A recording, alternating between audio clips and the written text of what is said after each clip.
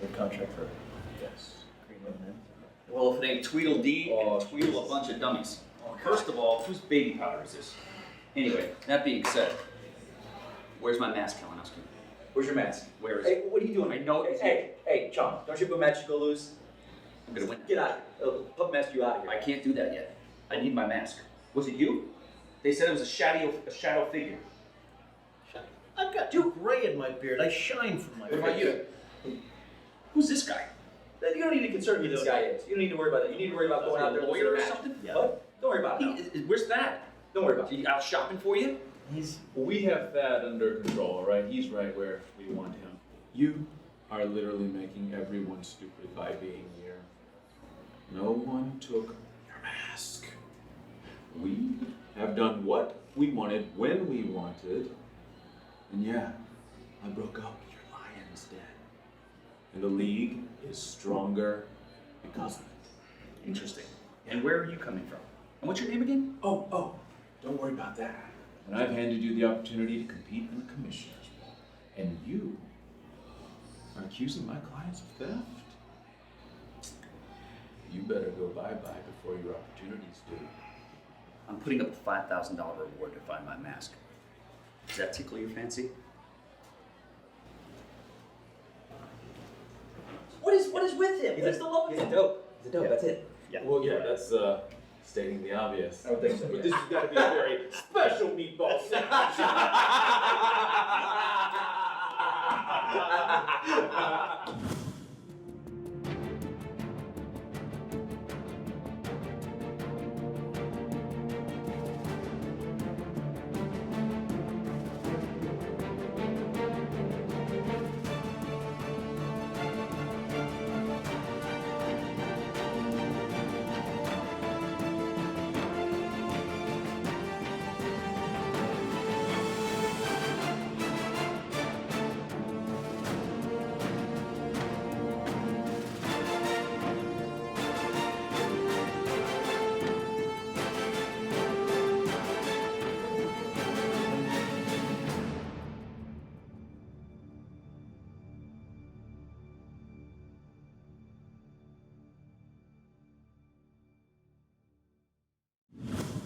And I have announced that I'm going to be taking a break as far as the commissioner goes. I needed an interim commissioner. So with that, I'm going to announce your new commissioner.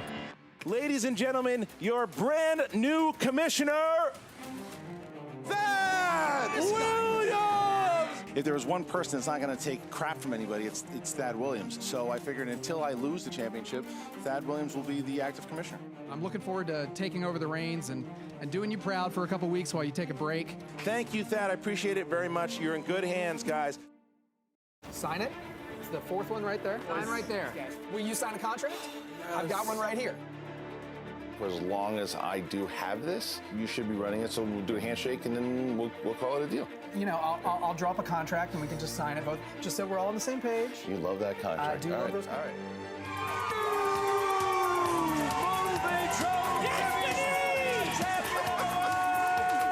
That I wanted to thank you for everything you did, and because of it, I will be taking back the reins of commissioner starting in season 5.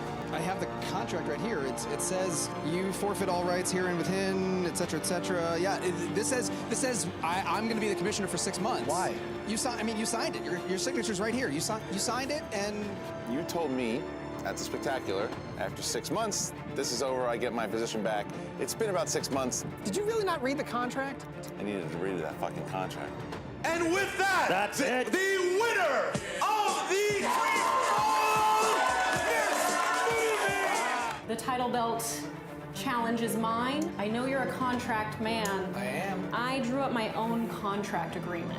This is pretty standard. I'm so touched that you made it in the contract. That makes me so happy. So You sign the back of the contract. This is the front of the contract. wait a second. That's not. So, Wait a second. At 2,100 patrons, Tom Dagnino's going to be commissioner for a week. What? Mike Kalinowski has been eliminated. Mike Kalinowski had a rough night here today. You know what, Mike? You don't need to leave. Well, Mike wants to leave. The Fast and the Furious. And your winners, Ben the Boss Heyman and Andrew Gallagher. I'm done with this. I am so sick of it. You guys, where have you been? After our last time. Oh, I don't want to hear that. I needed to go to my own thing and take care of this. Breath, oh, man, here we're all right, talking. just Don't relax. tell me what to do, man. You know what? Here, this is for you guys. I didn't want to do this. Don't you see what's going on here? People want Action Army. They want Clark Wolf, the Shire Wolves, all this bullshit. It's like, it's just manufactured bullshit out there. It's a fucking clown circus out there, man, with everybody. Everyone wants to be in face and in the camera, this and that. And with Trivia, no one gives a shit anymore about that. And I'm stuck with it. Don't you see? It's all corrupt. The whole damn fucking league. Dagnino comes in there, mouthing off and everything. Don't you see that? We could have cleaned this all up. You see, we're a league. We're not. I'm a league of my own, man. Hey, Commish. Hey, Mike, how's it going? Going good. I'm good. You've been busy these last few weeks, haven't you? Hey, you could say that. We're gonna do things a little different. We're gonna do a tournament. No. We don't have time to do all that tournament stuff. We have to jump Let me into. stop you right there. Yeah. Because I think this might interest you. You know what? I think a tournament probably sounds like the better option. It's Thad Williams, your commissioner. I'm here with a little bit of an update regarding the Inner Geekdom tournament. Oh boy, and Now I'm ready. Yeah, Mike, I'm doing it right now. In the team tournament, the Ultimate Schmoedown Team Tournament 2018, the theme is anarchy. We're gonna take competitors' names from a hat, draw them at random, and pair them up. That's what's happening. Holy shit. Careful. We'll see you on Tuesday. For a commissioner, you're doing a little bit too little commissioning. You have my word. Good. Because if I don't have your word, I can go talk to Kalinowski and I can get his word. No. You don't have to talk to me. The official free-for-all belt for our official free-for-all champion. So we're good? We're good, yeah. Except for that Patreon thing. We're still doing that, so. You and I, Spectacular, for that belt. Kalinowski Kanopic 2 at the Spectacular. Star Wars. Open spot, right? Knapsack. What? No. They're gonna look. Got your work it down?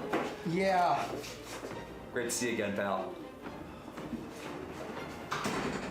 I see what's been happening with you and Mike, and no one is saying anything, and it's time for someone to step up. What do you mean? So I'm that person. He doesn't care about the league, he cares about himself.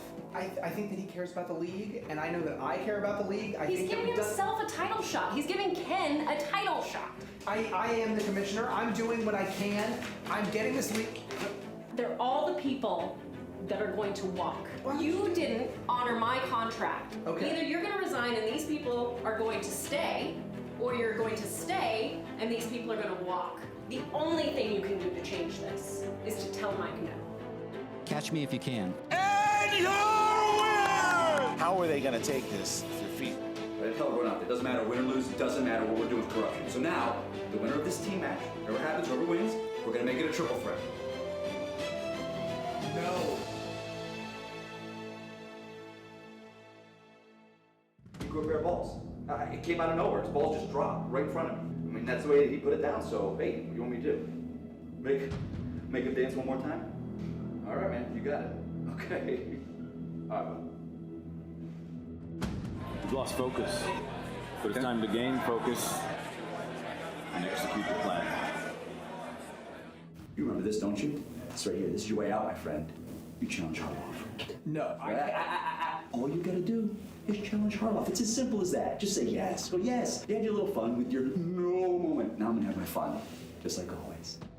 I've decided that I think it would be in my best interest as a human and put the commissionership on the line, and you and I can compete, and whoever wins will be the commissioner next year. One-on-one, but you gotta make me a promise though. No more Hawaiian shirts if I win, ever again. Fine. Yes. All right, good. You guys have a match. I'm gonna kick your face in, I'm gonna take it back, and Lily can be back in order. So that was a stupid move. I don't know if you've heard, but I've heard. Me and Christian, right? Yay! Yes. Yeah, we're getting close. We're getting closer. Quite frankly, he needs Tom. So me and Tom and Christian. And someone else. I don't care. Make it a four-way. You can do whatever you want. We're gonna put the commissionership on the line. You are going to be in the commissioner ball with Christian and I. Can you do it too? Yeah, Tom's playing, then I'm playing. Okay. Then the four of us will be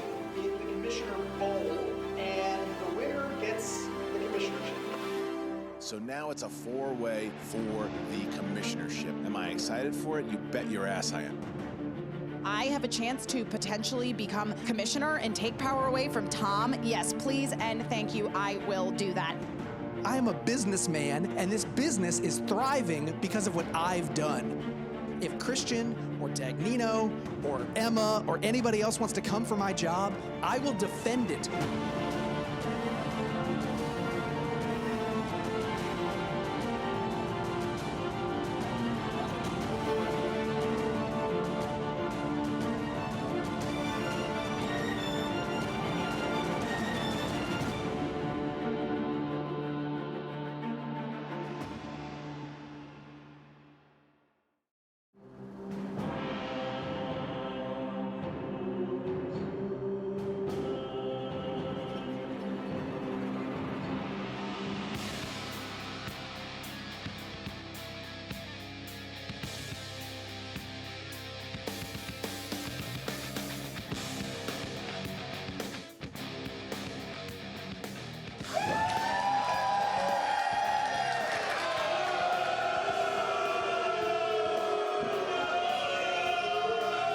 Guys!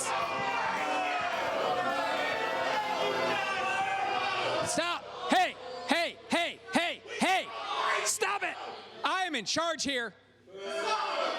This is my league. This is the Schmoedown Spectacular 3. Welcome, everybody. I am your commissioner, Thad Williams. We have a great show for you tonight. We have 6 matches, 4 title matches, and I am going to put my commissionership on the line to start this show. And guess what? I'm going to keep it, and you're going to have me all of next year. All of it. This has been a great year. This is a wonderful culmination of a fantastic year. The Schmoedown Spectacular is our biggest event of the season, and we're so happy that you're here tonight. To get things started, we're going to have someone that I'm really good friends with that has not had any way impeded my commissionership at all. Singing the Star Spangled Banner, please welcome Miss Movies, Brianne Chandler. Thank you, Thad.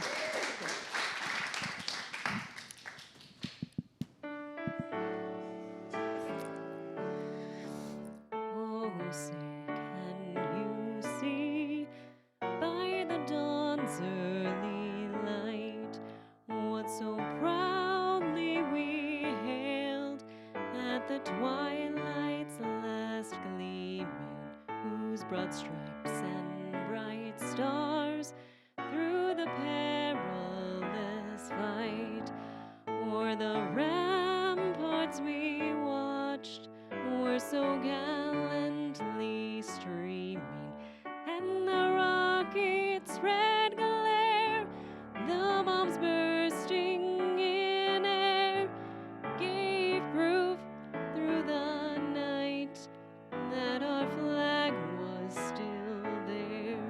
Oh, say does that star-spangled banner yet wave o'er the land of the free and the home of the brave?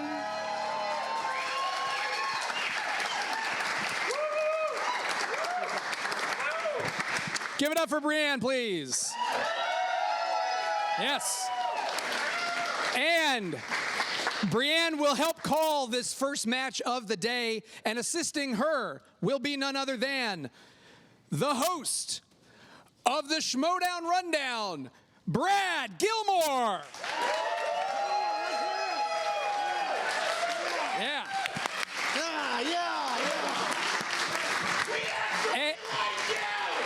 And on the desk for not just this match, but all 6 matches today, co-creator of the Movie Trivia Schmoedown, pride of Williamsburg, Virginia, Baby Carrots, Mark Ellis.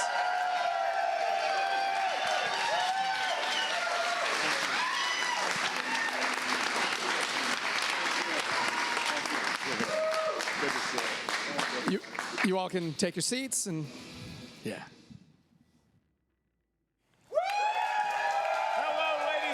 gentlemen, and welcome to the Movie Trivia Schmoedown Spectacular 3. That's right, we've made it 3 years, and to celebrate the now trilogy of spectaculars, I am joined for the first match on the desk with none other than the incredibly talented Brad Gilmore and Brianne Chandler. Can everybody in the room just give it up one more time for Miss Movies and that incredible rendition? Oh man, I'm not a professional, beautiful. guys. Beautiful. It brought a tear to my eye. It put a song in my heart. I am so excited to be here on the desk. Next to two talented personalities, I'm just on sale at Trader Joe's. But enough about me. This is the Movie Trivia Schmoedown Spectacular. And Brianne, you know, you've been such an integral part of the Schmoedown this year. What does it mean for you to be here at the Spectacular? What are you most looking forward to? Ooh, actually, I'm most looking forward to the outcome of this match. This match right here, the Commissioner Bowl up I definitely have first. a dog in this match, I will say. This match could get a little spicy, folks. And yes, this is just the first of a slate of 6 that we have for the kids here today, Brad. We have the Commissioner Bowl. We have the team title match. We have a Star Wars title match. We have a #1 contender match. And then the final vid that you're going to get of 3 is none other than the Inner Geekdom Finals. You're going to have a champion there, as well as the singles title between John Roca and Ethan Irwin. You of the Schmoedown Rundown. Yes. You run that ship pretty well, or at least you handle Frank Janish as well as any human being can be expected to. I do what I can. You've been following the storylines all year long. Which one speaks most to you about what we could see here today? Well, to me, the biggest match in the history of the Movie Trivia Schmoedown goes down today. That is John Roca versus Ethan Irwin. You talk about Ethan Irwin, a guy who's making a great case for Rookie of the Year, a great case for Player of the Year, 7-1. 7-1. And then you got John Roca. John Roca with the comeback story of the century. He is like Rocky Balboa, both in age and stature, and we're going to see it go down here a little bit later on. This is like the biggest event. This is the biggest match in the history. It's like WrestleMania 3. It's Hulk Hogan versus Andre the Giant. It's the irresistible force meeting the immovable object. I'm excited. Oh, boy, I can't match that enthusiasm, but I'm here for 6 matches, so Daddy needs to pace himself just a little bit. Let's talk about the Commissioner Bowl, because that's what we're here to do first. In this Commissioner Bowl, it's just been crazy. I'll just give you guys the cast that we're going to see up here competing for the title of Commissioner Champ, I guess. It's the Commissioner Bowl. You have Christian Harloff, a known great competitor in the league. You have Emma Fyfe, fellow known great competitor in the league. The wild card in Thad Williams. He knows a lot about television. Does he ever occasionally go to the Cineplex? And Tom Dagnino, a lot has been said about him, but Finstock, I'll give him this. He has the record for most correct answers ever given by a governor of the state of Croatia. So, with all of that, Brianne, who do you see taking this one? Ooh, who do I see taking this one? Who do I see, or who do I want to see? Well, okay. you know, who do I see taking this? You get Based into on record alone, over the years, I would have to go with Christian on this. I mean, he has the best accuracy rate out of anyone that's at the desk. And that's really where our story starts here, is because Christian Harloff, he was the commissioner of the Movie Trivia Schmoedown. We created it together at a little Anaheim pizza joint, and then he takes it, and he's the engine that makes this thing go. Yet he ceded his commissionership to who he thought was his friend, Thad Williams, towards the end of last year, because Christian was in the throes of competition. He made it all the way to the finals against the great Sam Levine, who is currently watching this from his perch as an Arkansas Razorback shareholder. He beat Christian Harloff in what can only be considered a defensive struggle of a championship match last year at the Spectacular. And then Christian loses. He's ready to be the commissioner again. Not so fast. Unbeknownst to him, he had signed a piece of paper that Thad Williams gave him. Next thing you know, Thad Williams is the commissioner for the duration of this year. Christian was not a fan of it, but he didn't put up too much of a fight. I'm not sure what was going on in his mind, but Brad, somebody else was pulling a lot of strings here this year. It was not just Thad Williams. No, you're right, and we've seen it with the corruption of the league, and you can say Mike Kalinowski, as well as his special friend, if you want to say. I don't know if special friend the right word, but Mr. G over there, they have been the marionettes. You remember the It's Gonna Be Me video with NSYNC? I remember they were the marionettes. That gives a lot of kids nightmares. I prefer the Metallica Master of Puppets, but either way, I get what you're selling me. Well, obviously you're older than I, but I think that this is going to be an incredible way to start off the match. But Mike Kalinowski, you know, he twisted the arm of Thad Williams many times. It's the only reason he's even at the Spectacular today, competing for that Inner Geekdom Championship. So I'm interested to see how it all plays out. Yeah, and Brianne, and then you enter into this fray somewhat because you've had issues with some of the people that are going to be on the desk. Tell us a little bit about your mindset right now about to call this match. My mindset right now, well, first of all, Mike, it's time. I've had enough of Mike and what he's doing with this league and the strings that he is pulling and how he's just kind of working over Thad. But at the same time, I've been able to unionize the league a little bit to go into that and say, you know what, enough is enough. Enough is enough. Enough is enough. It all rides on this match. And the Commissioner Will anyone Bowl. Continue? It's who knows what's going to happen. Will there be chaos after the match? We're just here to ask some trivia questions and usher everybody into the Schmoedown Spectacular. We have some pre-interviews with each of the competitors. We're going to throw to those right now. For the most part, 2018 has been fairly shitty. Hasn't been the best. But we're coming up to Christmas time here, and I got a little bit of a gift. Sitting around, just kind of minding my own business, and lo and behold, Thaddeus Williams comes up to me and says, hey, I'm going to accept that challenge that you threw down to me months and months and months ago. I said, well, that's shocking. I never thought that would ever happen. I never thought you'd have the balls to do that. I've been getting bullied all year. Christian asked me to take over for him. It was too much for him. I did it. Nobody else wanted to do it. I did it. I've created some amazing stuff this year. You had the Anarchy tournament. You had the Inner Geekdom tournament. We wouldn't know who Mara Kanopik was if it wasn't for the Inner Geekdom tournament. This has changed the league for the better. Nobody gives me any credit for any of this. I found out that Brienne had, for some reason that is entirely unbeknownst to me, offered Tom Dagnino a chance to compete to become the commissioner of the Schmoedown. That makes absolutely no sense to me whatsoever. I don't know why you want the homeless man who lives in the dumpster behind the building running things around here, but honestly, if Dagnino is taking a shot at it, then I am obligated to attempt to stand in the way.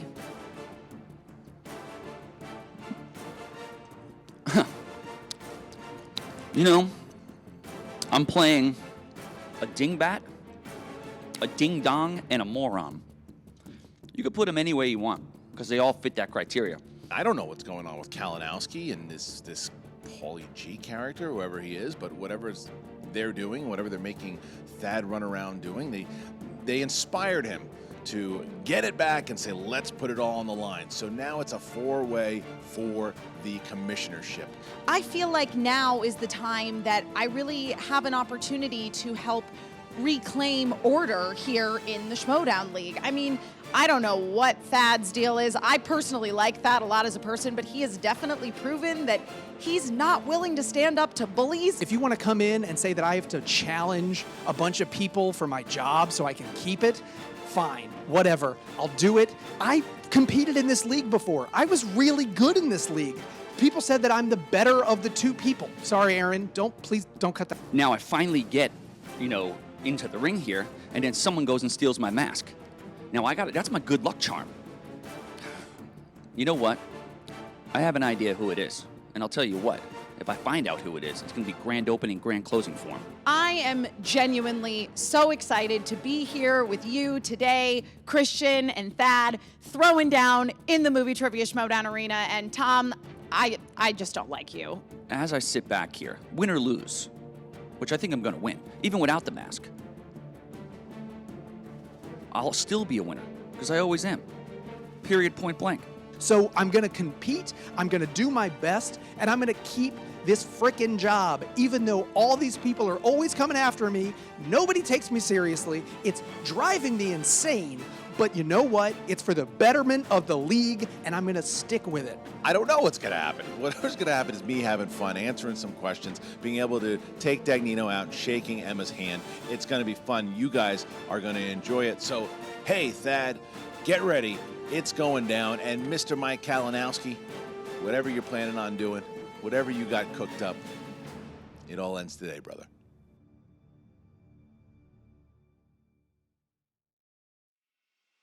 All right, well, you see that, a lot of words being said, a lot of give, some take, and right now what we're going to introduce is something new here that we're going to do for the Spectacular and possibly going forward next season, and that would be notable accomplishments. First up, Christian Harloff. He's won a crap ton of matches. He went on an incredible revenge story, and oh, by the way, he helped create the Movie Trivia Schmoedown, and he's the reason why we are celebrating the Schmoedown Spectacular 3. Emma Fife, not only a great Inner Geekdom competitor, she knows her way around a Schmoedown table, and she is part of the Fife Club. Club. Hell, it's named after Emma Fyffe. Thad Williams, notable accomplishments. He is great at a Jimmy Buffett's Margaritaville. He shops at Ross Dress for Less. And as far as Tom Dagnito's notable accomplishments, we'll let you know when he gets one.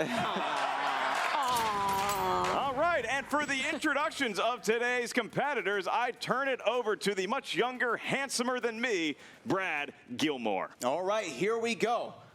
Introducing first, representing Who's the Boss, with a record of 2 wins and 4 defeats, the 2016 and 2017 Manager of the Year, Finn Starks.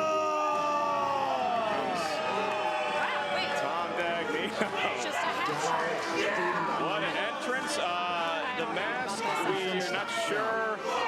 He seems a little jittery without that mask, but he does have a cut-off Bernie Kosar shirt and a Coors Original. Maybe he's trying to usurp my love of Coors Light. I was talking to someone before the match saying how I need to be the wardrobe coordinator on this show. Well, clearly I don't need your help, but Finstock might. And his opponent, with a record of 1 win and 1 defeat, representing the Fight Club, she is the manager of the Movie Trivia Schmoedown Team Champions, the Golden Mike, Emma Fyffe. Emma Fyffe. Waving to her throngs of supporters. A few boos ushered in by Clark and Rachel. What a run these 3 have been on, along with Mark Andreyko, who's a member of the Fight Club this year. And I'll have you know that is a Slytherin dress. And their opponent, making his Movie Trivia Schmoedown singles debut, the commish, Thad Williams.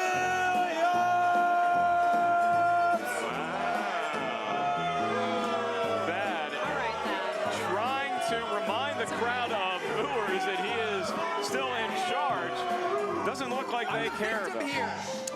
Thad Williams, he takes the sunglasses off. He's getting hot under the collar already. I think you need to take some deep breaths in. Ready? In and out.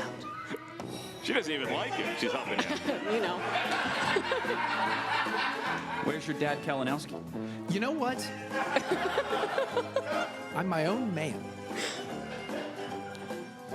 And their opponent,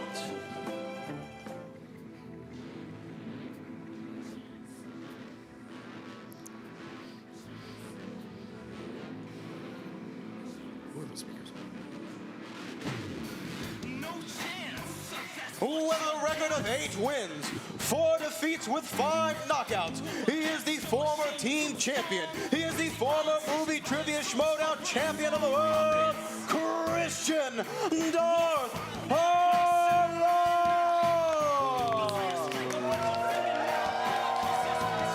The crowd applauds. There he is. With the Christian Harloff opening a fresh LaCroix. I believe that's orange, maybe a tangerine flavor. You know, I like Campo Mouse. That one's my That's a very bold choice. I prefer the lemon lime. I like kiwi raisin. The kiwi raisin is an actual flavor. They only have it in Texas. Only in Texas? Now he's pouring it into a chalice. And he is pouring it into his customary Collider Live chalice. How are you? Game of Thrones. Christian Oh, Harloff. cool. You did it in a voice. Fuck you. Wow. Already temperatures rising, tempers flaring up there. Christian Harloff cleans up very well for a man who deep inside is just wanting to shoot squirrels. All right. Been made already. Just looking for Kalinowski or a Paulie. Oh yeah, is he under the table? Ralphie G, or... Ralphie Q. What's I am Precious Paul. I'm doing this on my own. I swear it, Mike.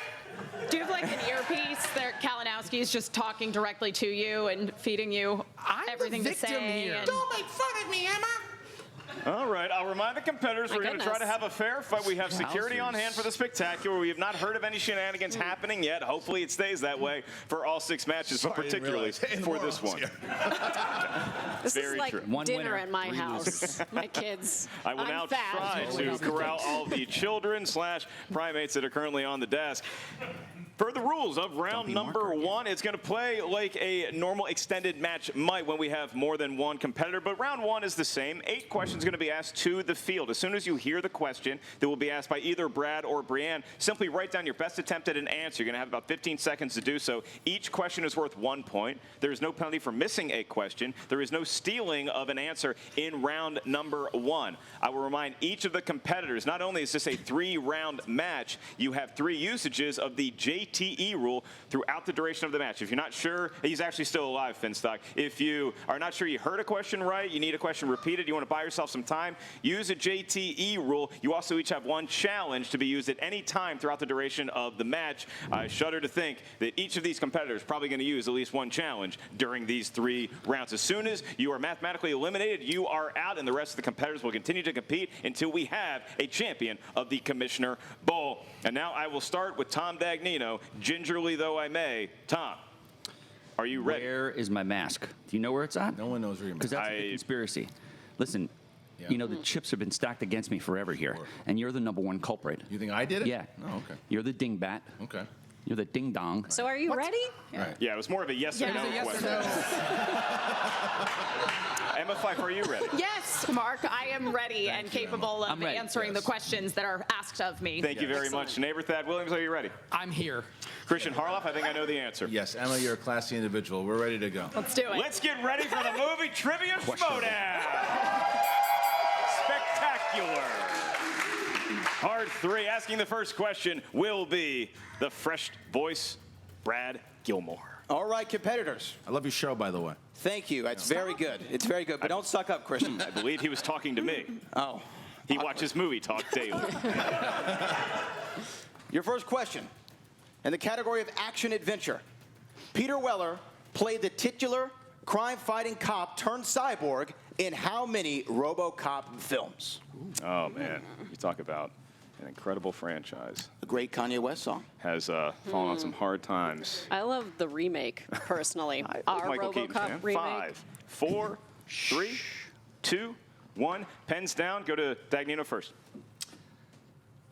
Deuce? That is correct. I believe you're referring to the number 2. 1, 2 more. I that said is 3. incorrect. I got one right. He also has 2, and Christian Harloff also has 2. All right. One's for the gentleman. Emma Fife trails early on in the match. Next question up from Brianne Chandler. Your second question from Animated. In 2015's The Peanuts movie, Charlie Brown falls in love with a new student with what color hair? My favorite Charlie Brown Lucy. special is the Valentine's Day one. Because right after that, Star Wars came on in 1989. 5, 4, 3, 2, 1. Pens down, Emma Fife. It'd be the little redhead girl. It would be the little redhead girl. Thad Williams? Red. It doesn't need help yet. Christian got it. Did Dagnino? Ginger. Red. Okay, yes. We will accept that. We'll accept it, but God, He's pushing. you just make everything more difficult. You make everything difficult. Everybody's got 2s. Emma Fife trailing by just a point as we move on to the next question, Brett. All right, your third question in the category of dramas. What 2001 war film features a huge ensemble cast including Ewan McGregor, Eric Bana, Orlando Bloom, and Josh Hartnett? We talk about a lot of hunkery. This is my favorite war You had film, every poster actually. of these men on your wall. I mean, I don't know exactly. Orlando Bloom perhaps with a bow and arrow. Repeat the question. You can certainly do that. Go ahead. What 2001 war film features a huge ensemble cast including Ewan McGregor, Eric Bana, Orlando Bloom, and Josh Hartnett? All right. I'd love to play like an F, Marry, Kill, but then there'd still be one left to hang out with. 5, You can't F them all. 4, He's your dad. 2. Cue the energy. 1. Pens down, Thad Williams. Black Hawk Down? It is Black Hawk Down. Christian Black Harloff. Hawk Down. He also had it. Did Tom? Pearl Harbor. That is incorrect. Pearl Harbor sucks. Black Hawk Down. Emma Fife pulls even with Tom Dagnino, Christian Harloff, and Thad Williams emerging early as the lead, 3-3 to 2-2. Brianne. My buddy Ian was in that movie. Question 4, family films. 2009's G-Force follows a team of what specially trained type of animal as they try to save the world? And this is my favorite moment in Movie Trivia Schmoedown, What category when is you that get in? that first good laugh out of RB3. Family films. You hear the little giggle, and then it just continues to perpetuate. It's infectious. The whole town knows it's happening. Yeah. 5, 4, 3, 2, 1. Pens down, Christian George. Everyone loves monkeys. That is not monkeys. They don't. Take a hint from the name of the movie. G-Force, did you have it, Tom? Incredibles? Yes, everyone's favorite animal. What do we are animals? Emma 5? I believe that the answer is guinea pig. It is in fact guinea pigs. Thad Williams Also has guinea pigs with a question Oh, mark. my We will goodness. accept it, as John Roken knows. We don't care about Hold on. punctuation around these parts. So That Thad is Williams, still perfect, I he believe. has 4, and Thad Williams, that's a great point, Wow. Brianna said. If Thad Williams gets the next 4 right, he's going to have a bonus question asked just for him because he is currently in the lead as we go back to Brad Gilmore. Got an earpiece. All right, here we go. Question number 5 in fantasy sci-fi. Who plays Trinity in the Matrix trilogy? I love the reaction of Finstock just hearing the category threw him off. He heard fantasy, and it's like he wanted to leave the building, which is a fantasy of mine. 5, 4, 3. You're a great pickup. 2. 1. Pens down. We go back to Dagnino. Carrie Ann Moss. He got it. Yeah. Was friend of the category. Carrie got Ann it. Moss. As did Emma 5. I didn't get it. Thad Williams can't. Carrie Ann Moss. Christian Harloff does. Well, now we have a 3-way tie. Back to our 3-way tie that we kicked off with right after the first question. Emma 5 trailing, not trailing anymore. Now Finstock finds himself down by 1 as we go to the world of comedies. Comedies. Question 6. And narratives. I know you too well, buddy. Who directed the 1988 comedy classic Coming to America? This was the first rated R film that my parents let me watch as a kid. Oh. Well, I think that it ended up going very well for you. Did it? Because you have a potty mouth. Oh, 5. 4, 3. You don't curse that much. 2. I don't. 1. Pens down. We go to Emma 5. Oh. Repeat the question. You did get to repeat the question in. So, Brian will ask it again. Just under the gun. I will ask it again. Who directed the 1988 comedy classic Coming to America? Got to give props to Emma Fife there, quickly recoiling her Yes, she did well. answer, not wanting Tom to spy it. I didn't see it. 5, 4, I think it's 3, wrong anyway. 2, 1. Emma, let's find out if just you're wrong. went like 80s classic John Landis. You are correct. It is John Landis. Thad Williams. I had it, and then he had it crossed it off. And the crowd lustily applauses Christian Harloff from Sexual Chocolate. Oh You my did not have goodness. it. What is I am happening shocked, right now? Tom Dagnino. Martin Brest. Okay, no, but he's Okay, right. first of all, that's Did not how you Sheely- spell Mr. Brest's name. Did you spell breast That is like how you breast? spell it, actually. That is I believe it's just B-R-E-S-T for Martin Brest. I'm just- There you go. All right, so now we find ourselves in all sorts of chaos as Emma Fife, who was trailing in the first half of the match, finds herself with a 5-4-4-3 lead over Tom Dagnino. The penultimate question in this category goes to Mr. Brad Gilmore. All right, in the category of horror thriller, what 1999 horror film had the tagline, "Heads Will Roll"? That was a tagline at the Ellis family every Saturday. What was Dad happening? upset. He was. That was Repeat one the of question. Yes, what 1999 horror film had the tagline, "Heads Will Roll"? And, You like how I kind of, my cadence there? Yeah. I think that you Dun, are dun, dun. Dun, dun, dun, yes. Yeah. It's Very like nice. it's like a quarter note and then 2 eighth notes. 5. I'm glad I'm putting you through broadcasting school. You're making my money pay off. 3, 2, 1. Pens down. Thad Williams. My handwriting is atrocious. Sleepy Hollow. It is Sleepy Hollow. Did Christian Harloff have it? It doesn't say anything. It really doesn't. Pumpkin. It looks like it says pump you up. Jane Fonda. Okay. Pumpkinhead. Over to Finstock. AKA corruption with the little stupid thing. Hotel Kill. That's not a movie. I think the Emma tagline Fife. for this film, which was much later, was "He just wants his machete back." It Jason. is not Jason X either, and so we have a 2-way tie at the top between Emma Fife and Thad Williams. Christian trails by 1, Finstock trailing them both by 2 as we go to the last category. Brianne, the 90s, pretty good decade for us. I loved the 90s. Good time. Question 8. Can I hate you so much. challenge that? I want to challenge that. You're going to Okay. challenge. Was it listed under thriller or is it listed under fantasy? Horror. Oh, dark fantasy. Thriller. It was horror thriller. Yeah, no, but the movie itself is it listed? Sleepy Hollow. Oh, so that's the Is challenge? this what you're going to use your challenge I know for? what the movie you is, can. fuckface. So you're challenging. I'm going to challenge it. I want to. An official challenge is in. We are All going right, to we're going to check this take out.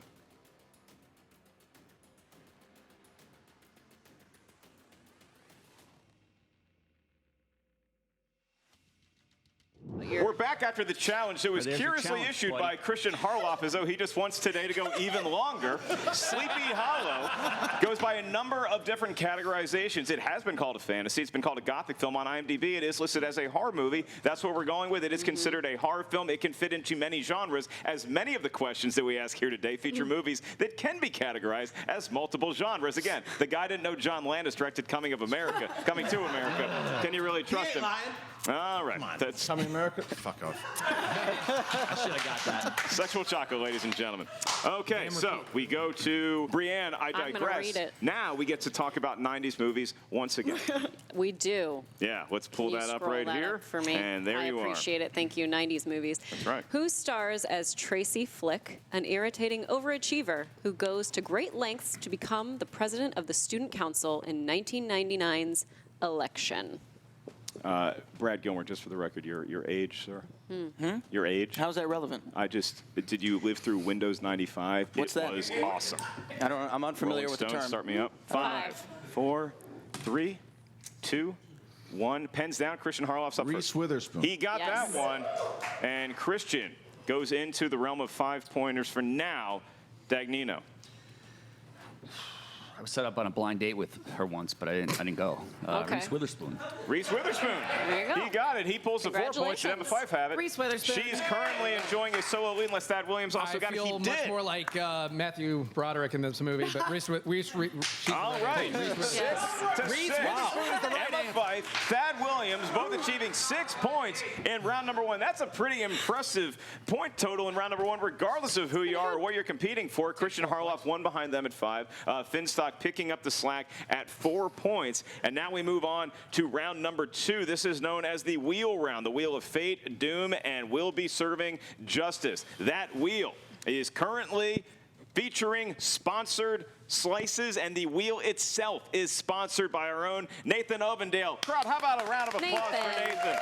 I talk to Nathan on a regular basis. Thank you, Nathan. Great sponsor all year long. Check out the Movie Trivia Schmoedown Patreon today. If you have not already, and select which tier is right for you. Maybe you'll be like Nathan and have your name read during a future spectacular match. Nathan's particular slices that he wanted to sponsor on his wheel. Scores and soundtracks and movie taglines. Once again, thank you, Nathan. Each competitor is going to get 1 spin at Nathan's wheel. Whatever that lands on, you must answer 3 questions. 3 questions from said genre. Each question is worth 2 points. If you're not sure the answer, ask us for multiple choice. We'll give you 4 options, one of which is the correct answer, at which point the value of the question goes down to 1. Keep in mind, competitors, there is stealing in round number 2. Here's how a steal would work. For example, if Christian is being asked the question, it's his category, he doesn't know the answer, the other 3 competitors are free to write down what they think the answer is, and at that point, when Christian doesn't know it, for the steal, you'll each show us your whiteboard, what you wrote down in sequential order once your name is called.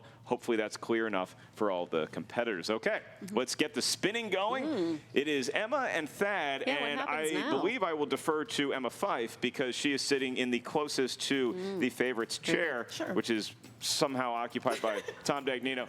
Emma Fife, would you like to spin first or defer? I will, yeah, I'll spin Emma's first. going to go ahead and kick us off here.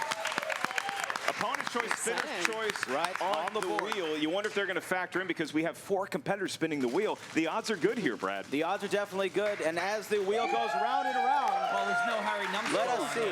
I like how she moved the wheel a little bit before she spun it. I think that's a great strategy. That's something that I've noticed competitors It's going to come doing. to what she wanted. Very It could close. be Yes. musicals. And that She seems happy with musicals. That is what she wanted.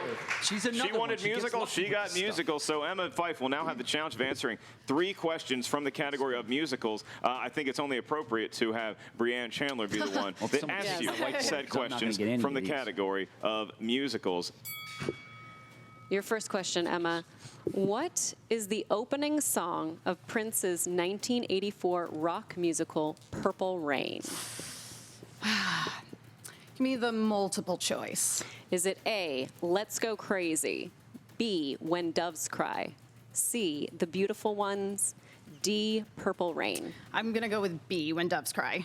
That is incorrect. So now the other competitor is going to give you about 5 or 10 seconds to write down your attempt at a steal. This is going to be worth 1 point because Emma did ask for multiple choice. We'll give the options one more time. Is it A, Let's Go Crazy, B, When Doves Cry, C, The Beautiful Ones, or D, Purple Rain? We go to Dagnino first. My beautiful girlfriend took me on my birthday. We didn't ask for a story, just the answer. Thank you. Just the answer. Just let's go crazy. That is correct. It is, in fact, correct for 1 point. Let's go crazy. Thad got it at Christian. Purple Rain. He put Purple Rain. Now Thad Williams is taking a lead. That's right, and I just noticed that Sam Levine has flown in from Arkansas to be here in studio today. He reacted violently to that question. And now we move on to the next second question. What musical has the most Academy Award Oscar wins? West Side Story. That is correct. Wow. Quick on the draw is Emma Fife. That one. Okay. Your third and final question. In Rent, what term of endearment does Maureen use to refer to her lovers? Ooh. Oh, Pookie. That is correct. Yeah. Pookie and Emma Fife, she walks up to the wheel. The wheel's going to go through a lot today. She spun the category she wanted with musicals, and she finds herself enjoying a lead 10-7 to 5-5. Thad Williams, you are mathematically up next, and he appears to want to spin. Here he goes. Don't touch the text there. Do it. Good up there, Fred. He was reaching for them. He was looking ready to do it. He wanted to hit the peg. You know, I think it's a smart play on Emma and Thad's part to go ahead and spin the wheel because somebody else could take the category you want. Absolutely. Crowd cheering for opponent's choice, but they're, oh man, singing. It is in the world of comedy. Yeah. Thad Williams is going to stick with comedy. I will be administering the questions to Thad. No. That wheel scares me. Yeah. All right, Thad Williams, you spun comedies. You enjoy a good laugh, as your shirt indicates, and we're going to give you Says the man in the orange. 3 questions. I mean, come on. All right, Thad, your first question in the world of comedies of 3. Who plays Hitman Jimmy the Tulip in The Whole 9 Yards? Bruce Willis. That is correct for 2 points. Did not need...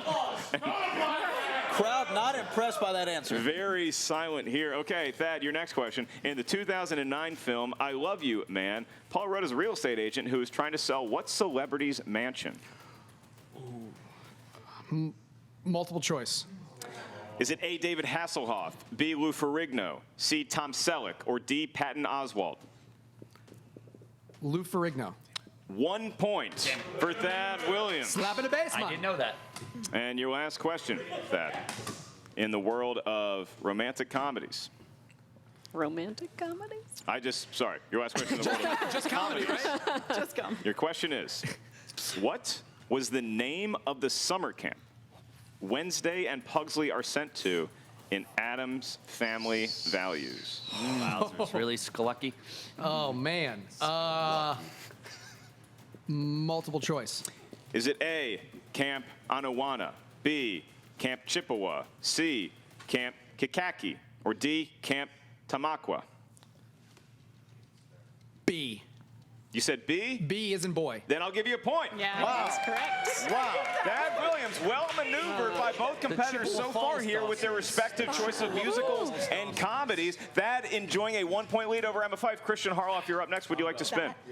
He's going to go ahead and spin. A lot of action, Christian Harloff. There it goes. Terrible Here it is. The crowd lustily applauding their beloved Christian Harloff. Round and round she goes. Where she stops. You got to figure they're going to go crazy if he gets spinner's choice here, but this could be much more sinister. Is it flying off? Opponent's choice. Opponent's choice. And now we find ourselves in the position where the other 3 competitors must get together to discuss which category they're going to give to Christian. Which category would you give to Christian? If it was me up here, I would give him spinner's choice. I think I'd probably give Christian maybe 80s. We'll let Tom speak for us. Okay, for once. Tom, what category would you like to give to We Christian? usually don't collaborate with people like this, but we did on this one. You know, we feel that Harloff, he's a loser anyway, so we're going to go with taglines for him. Movie tagline. Emma's dead to me. We were already dead to him, I think. That was the implication. All right, movie taglines, Christian. Son of a bitch. All right, your first question. All right. In the world of movie taglines. What action comedy features the tagline, when he said I do, he never said what he did? Jesus. True Lies. Give Christian 2 points. Yep. Okay. All right. Christian, your next question. Released in the year 2013, what cop comedy had the tagline, Good Cop, Mad Cop?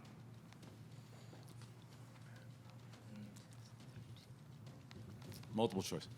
Is it A, The Heat, B, Hot Pursuit, C, 21 Jump Street, or D, Ride Along? What's the? Give me the options again. Is it A, The Heat, B, Hot Pursuit, C, 21 Jump Street, or D, Ride Along? Ride Along. It is incorrect. So if the other competitors are going to give you the options one more time, is it A, The Heat, B, Hot Pursuit, C, 21 Jump Street, or D, Ride Along? Please finalize your answers, and we'll start with Thad Williams. A. It is A, The Heat. A, Did The Emma Heat. Fife have it? Did Tom Dagnino have it? Did I? I don't know. You did not. No, you did not. You didn't. In no world did you. Christian misses it, but Thad and Emma each steal a point from Christian Harloff, dear. maybe considered by many the favorite going into this match. He gets a couple points stolen from him, respectively, by 2 other competitors that are not named Finstock. So right now, Christian has 1 question left. The best he can do is get within 3 points of Emma Fife, and he's got to get this one right. Christian, your last question in the world of movie taglines, which you so lustily wanted to get. Which Bond film's tagline was, The dead are alive? It's multiple choice. Is it A, Spectre, B, A View to Kill, C, The Living Daylights, or D, You Only Live Twice? C. That is incorrect. Once again for the steal, and Christian treating multiple pieces of equipment here at the Schmoedown very poorly. Is it A, Spectre, B, A View to Kill, C, The Living Daylights, or D, You Only Live Twice? Okay, everybody's got their options. Thad Williams What first. Harloff say? D. D is incorrect. It's not Emma it. Fife? A, Spectre. She Yes. did have A, Spectre, and she gets another point. Tom Dagnino, did you have it? That is not an A, that is in fact a B. Nice effort. Very nice call. So Emma Fife getting a steal here, Brad. She finds herself enjoying a lead with Thad. 12-12. Harloff trailing by 5 points, down to 7 points, then Finstock at 5. But it's his spin, Brienne. What do you think he wants? Oh gosh, I would go with sports movies for him. Head That's up what there he's anytime, looking at. Tommy. Yeah, let's get this show on the road. I mean, it's a long day. Well, you I can't- don't you know where cannot- you're going. You I think cannot he's count him out. disqualified. But you can't count Finstock out. Any man who walks around with a bare midriff has a shot at winning the game. That's right. He's always out of football practice in the late 1980s. You know, Tom Dagnino spinning here. The problem with trying to make a comeback in round number 2 at this point is that you only have 3 questions to answer. And so if you don't get a couple steals, Tom had the opportunity to make steals. He just missed the questions. That might come back to haunt him regardless of how well he does in his own category. But if he gets all 3 of them, he'll be within striking distance going into the 3rd round. But here we are. This might not be good Slight enough. Army. Oh, Another opponent's choice. wow. Well, Another opponent's choice. well, Seems well. like They don't even have to Scores compete. and soundtracks. They're going to give him scores and soundtracks. Here you go. Brad, you can cheat off me. I'll get it down there for you. A little too far there. Don't use multiple choice. I backfired. Just shoot for the stars. Don't use multiple choice. It backfired here. Well, There's only 2 answers. No, John but you Williams think or about it. You get 6 points. You got a good shot. So just shoot for the stars. All right, so Tom Dagnino spinning opponent's I'll be choice. happy if there's one Christian soundtrack. was not hesitating by reminding his fellow competitors we should give Tom scores and 1942's soundtrack. epic. That's what he's going Did to have they to even answer. confer, or did Christian just say, hey, here we go? All right, Finstock. In the category of scores and soundtracks, your first question. Who composed the music for the Hunger Games? You can just answer, Tom. You don't need to write it down. Alan Silvestri. That is incorrect. So now for the steal, reminder, Tom did not ask for multiple choice, so we will not provide multiple choice to. But do we give them a few extra seconds to write it down? We'll give them a little bit of time. Oh, okay, I'm sorry. I don't know. We'll go to 5, 4, 3, 2, 1. And pens down, please. Emma Fife first. This is not right, but I went with Game of Thrones composer Ramin Djawadi. That is, you are right. It is not right. Also, more than likely incorrect on Alexandre Desplat. No, sir. I thought it was James Newton Howard, but I put Danny Elfman. Oh. He probably should have kept that You first. should have kept the original one because that was the answer. Okay. Saying there's a chance. It's almost like not. Scores and soundtrack. Anything on that goddamn wheel. That's just not my day. Bullshit. I have not seen Finstock this erratic. Well, because this actually, you know what? Because usually it doesn't go my way like upset. this. I know He is this visibly man. angry. I've never seen him this mad on a performance stage before. I've never seen him in person before. Yeah, that would have been a big. Well, you're a lucky one. Here we go. Question number 2. In scores and soundtracks, Mr. Dagnino. Scores and soundtracks. Question number 2. Please get this one correct. Who performed Back in Time from Back to the Future? Oh, I know that. He's a Lothario. His name is, and he's a legend in the streets. His name is Huey Lewis. That's right. That is correct. Huey Lewis, That is correct. a legend. Huey Lewis doing Back in Time from Back to the Future. I'm going to challenge this. Talk about it. Challenge. The band is Huey Lewis and the News. No, this was not he was not a solo artist for the song. Doesn't make a difference. We're gonna The take it question under was who review. performed the song. The answer is Huey Lewis and the News. Yeah, but Challenge.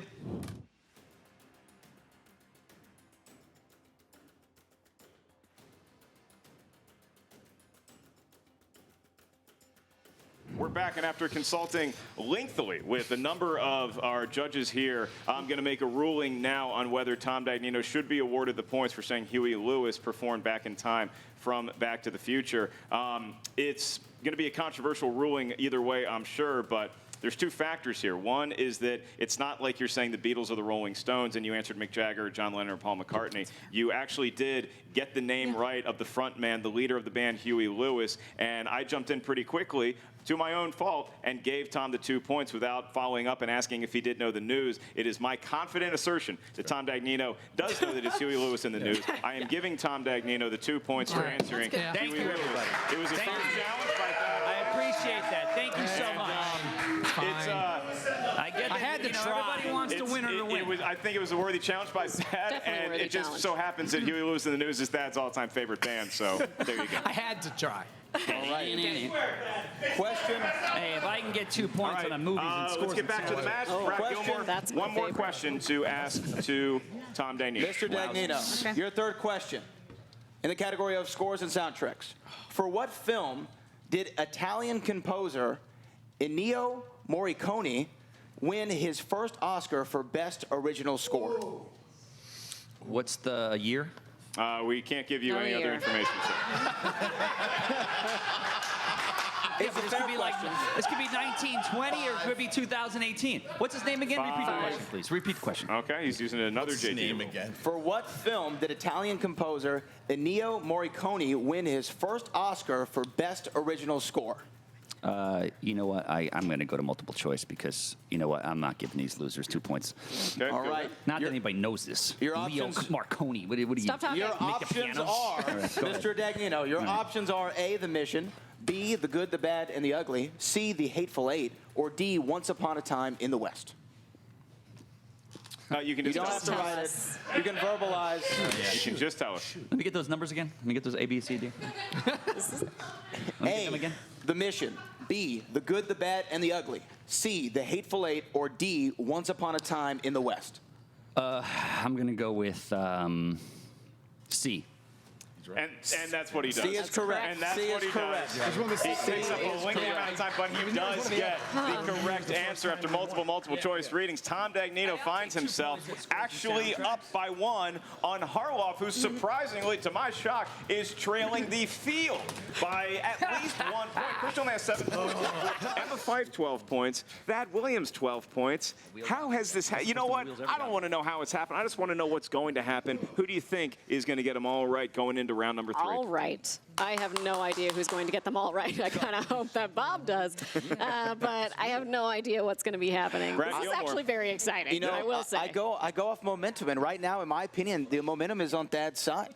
Okay, the momentum is on Thad's side, and here's how round number 3 is going to work. It's the round that will determine the fate of the Commissioner Bowl. We're going to get numbers from each and every one of you. These numbers are a series of 3 numbers that can range from 1 to 20. Each number corresponds to a different category of movie trivia Schmoedown know-how. Your first question is going to be worth 2 points. Your next question is worth 3 points. Your final question, should we make it that far, is worth 5 points. Here's how we get the numbers. We're going to take them from whoever has the most points going into round number 3. It's tied between Emma Fife and Thad Williams. Emma Fife, you are considered the favorite amongst the two of you, and we'll take your numbers at your leisure. 7, 12, and 16. 7, 12, and 16 for I gotta Emma remember Fife. these Thad numbers Williams. after 4 people say them. We'll help you. 6, 13, 8. 13-8. Tom? All right. Christian Harloff, you're trailing Finstock, so we get Finstock's numbers first. Oh, yeah. Tom, Forgot. your numbers. Is 17 took? 17 is not. Let's go with that. Okay. Is 4 took? 4 is not taken. Taken. It's not animated, right? We don't know. I can't tell you. All right, I'm going to go with 4. You actually guess I'm it. going to go with 4. And what's the other one? What's left? Let's There's go many with, numbers is that are there still 1 on the left? table. Yes. Yeah, because I'm One is number left. 1. Let's go with Number number 1? 1. Okay. Okay. Sorry, I'm actually going to echo him. How many are left? Okay, well, you can do simple math and I wasn't paying attention. there's Just there's give us 9 some numbers. Just give us your Someone's numbers. We'll tell rattled. you if they're taken. 19, Not You're good. taken. Well You're done. good. 11. That works. You're on fire. Nobody takes that number. We already got One has already been taken. got one. 3. One has been taken. 3 is good. 3. And the Nice. number of 1982 NFL MVP Mark Mosley is taken by Christian Harloff.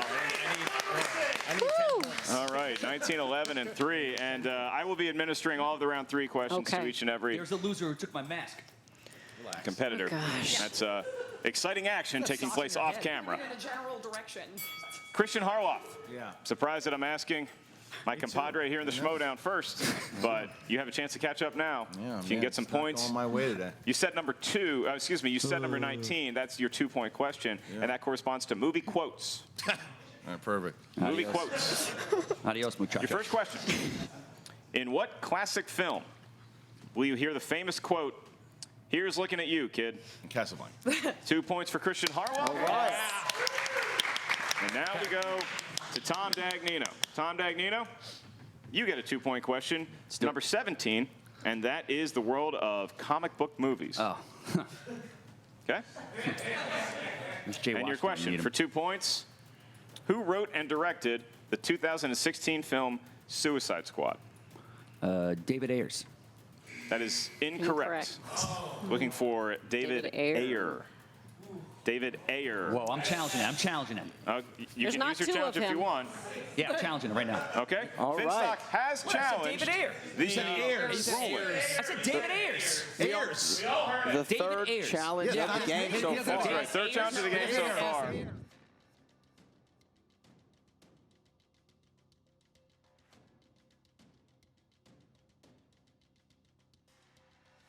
Ladies and gentlemen, We have a ruling. the ruling is in. I need all of the competitors to be silent. I need the crowd to be silent. I have made my ruling. The ruling is that Tom is not awarded the 2 points because the correct director is David Ayer and the News. That is the answer. So Tom Dagnino still has his question to be asked to see if he can regain the lead, at least over Christian Harloff. Tom, you said number 4 for your 3-point category, and that is in the realm of young ladies whose movies I'm sure you've seen multiple times. That would be Angelina Jolie. Oh, yeah, she's my favorite. Angelina Jolie. She was great. And your in, question Geely. No, for Geely. 3 points. Sorry. Who co-starred as Angelina Jolie's love interest in Original Sin? What year was that?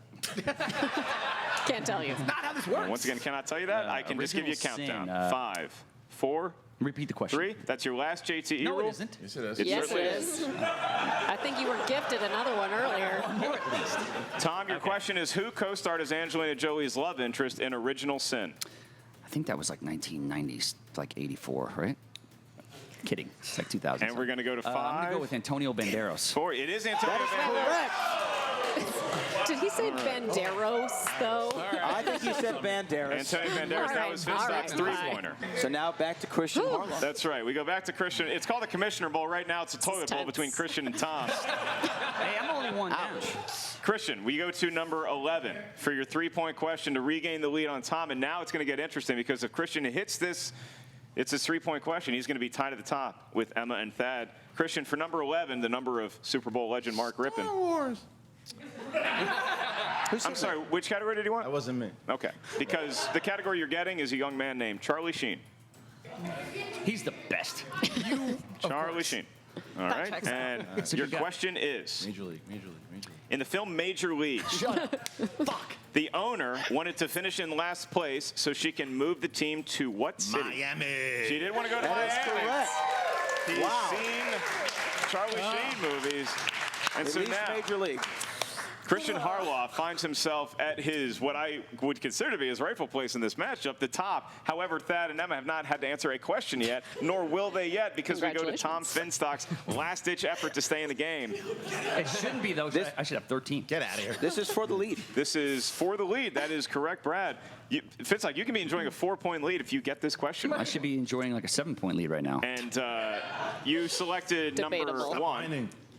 And number 1 corresponds to the world of sports movies. Ooh, okay. Well, if I don't get this right, I'm an idiot. Your question. In the world of sports movies, what football movie features performances by Craig Sheffer, James Caan, and Halle Berry?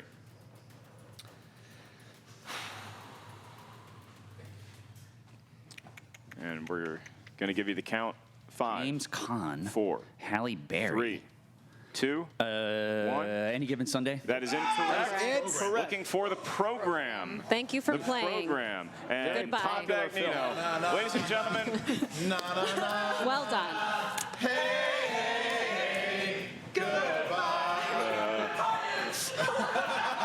The crowd doing our job for If you me would've said as Omar Epps. Tom Dagnino. Why? Wait, who's? What? These are all points that Come you're on, not accruing. Skulucky. I mean, Omar Epps needs to be there. Who's the other guy? Okay. Jonathan now, what? We're Here, going to go my question to the booth. Can we just shut his mic off? Yeah, I Is think the that- question I have that to sounds the like booth. a- Try to do that. He is Okay. exiting Okay. the All stage. right. For Thank you. everybody. Thad Thank you. Williams, you're up next. God. Mercifully for all of us here. Thad Williams, your first question comes from category 6. And your 2-point question is going to be from the wild, the wonderful world of musicals. Okay. All right. It is a wonderful world, I will say. And your question is, That's supposed to mean. Here we go. who plays the lead role Sophie in the film Mamma Mia? Oh shit. This is for the lead. 5, 4, 3, 2, Meryl Streep. 1. Looking for Amanda Seyfried. Damn it. Yes. So now we're going to go to Emma. And Emma Fife, your 2-point question, you selected number 7. So number 7, Joe Theismann's number, corresponds to crime movies. So crime movies. If we could have reversed the categories, perhaps. I know. That would be great. But you're stuck with crime movies, and your question is, who plays the titular Leon in Luc Besson's Leon the Professional? Oh, God.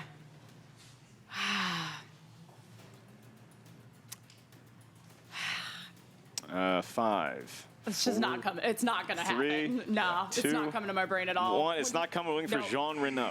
Jean Reno Yes. is the professional.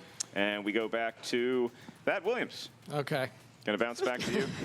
Very enthusiastic. Going to bounce back to that. Yeah, your category is for 3 points and the lead, the lovely Julia Roberts. Okay. Your question is, in the film Mona Lisa Smile, who plays the highly opinionated student Betty Warren, who after Catherine's support files for divorce and studies law? Oh crap! I've seen this movie. What is? Go to 5, 4. Maggie 3. Gyllenhaal. I have no clue. Looking for Kirsten Dunst. Oh, man. We should have So swapped. close. I would have had Jean Kirsten Reno. Dunst. You don't use any of your JTEs. What are you I doing? gotta save them because of this guy. Save them. All right. Okay. So now we One question. It's Gotta not save gonna him. come to me. bounce back to Emma All right. Fife here. All right. Crowd definitely behind the golden mic. The crowd in the home stretch here as we waste yet another round 3 question on the Commissioner Bowl. For your 3-pointer, you selected number 12, and that corresponds up here to new releases. Okay. And your new release question is, who played Rosalie, the woman who joins Christian Bale's party in 2017's Hostels? Jesus. Go to 5, 4, 3. Repeat the question. I can do that. Who played Rosalie, the woman who joins Christian Bale's party in 2017's Hostels? I will say 5, 4, 3. Kate Blanchett. 2. Looking for Rosamund Pike. Rosamund Pike. And it just seems to be It's a a good comedy guess. of errors here lately with guesses that are inaccurate, but that does find us with quite a lot of drama here. It's anybody's game right now. Brad Gilmore, Brianne Chandler, we find ourselves I tied can't at 12. take it anymore. Each Can we finish competitor this game? has their 5-point question left. Wow. Ladies and gentlemen, what a way to kick off the Movie Trivia Schmoedown Spectacular. Christian Harloff, you're right back in the match now. Yeah. And your question, you selected category number 3 for 5 points. This comes from the world of directors. And your question, which renowned filmmaker played himself in Billy Wilder's Sunset Boulevard?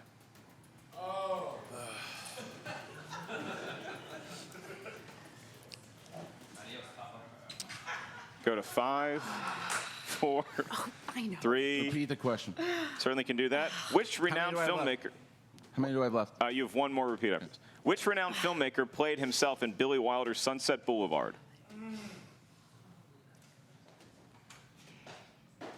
Shit, I can't think. 5, 4, 3. Repeat the question. 2.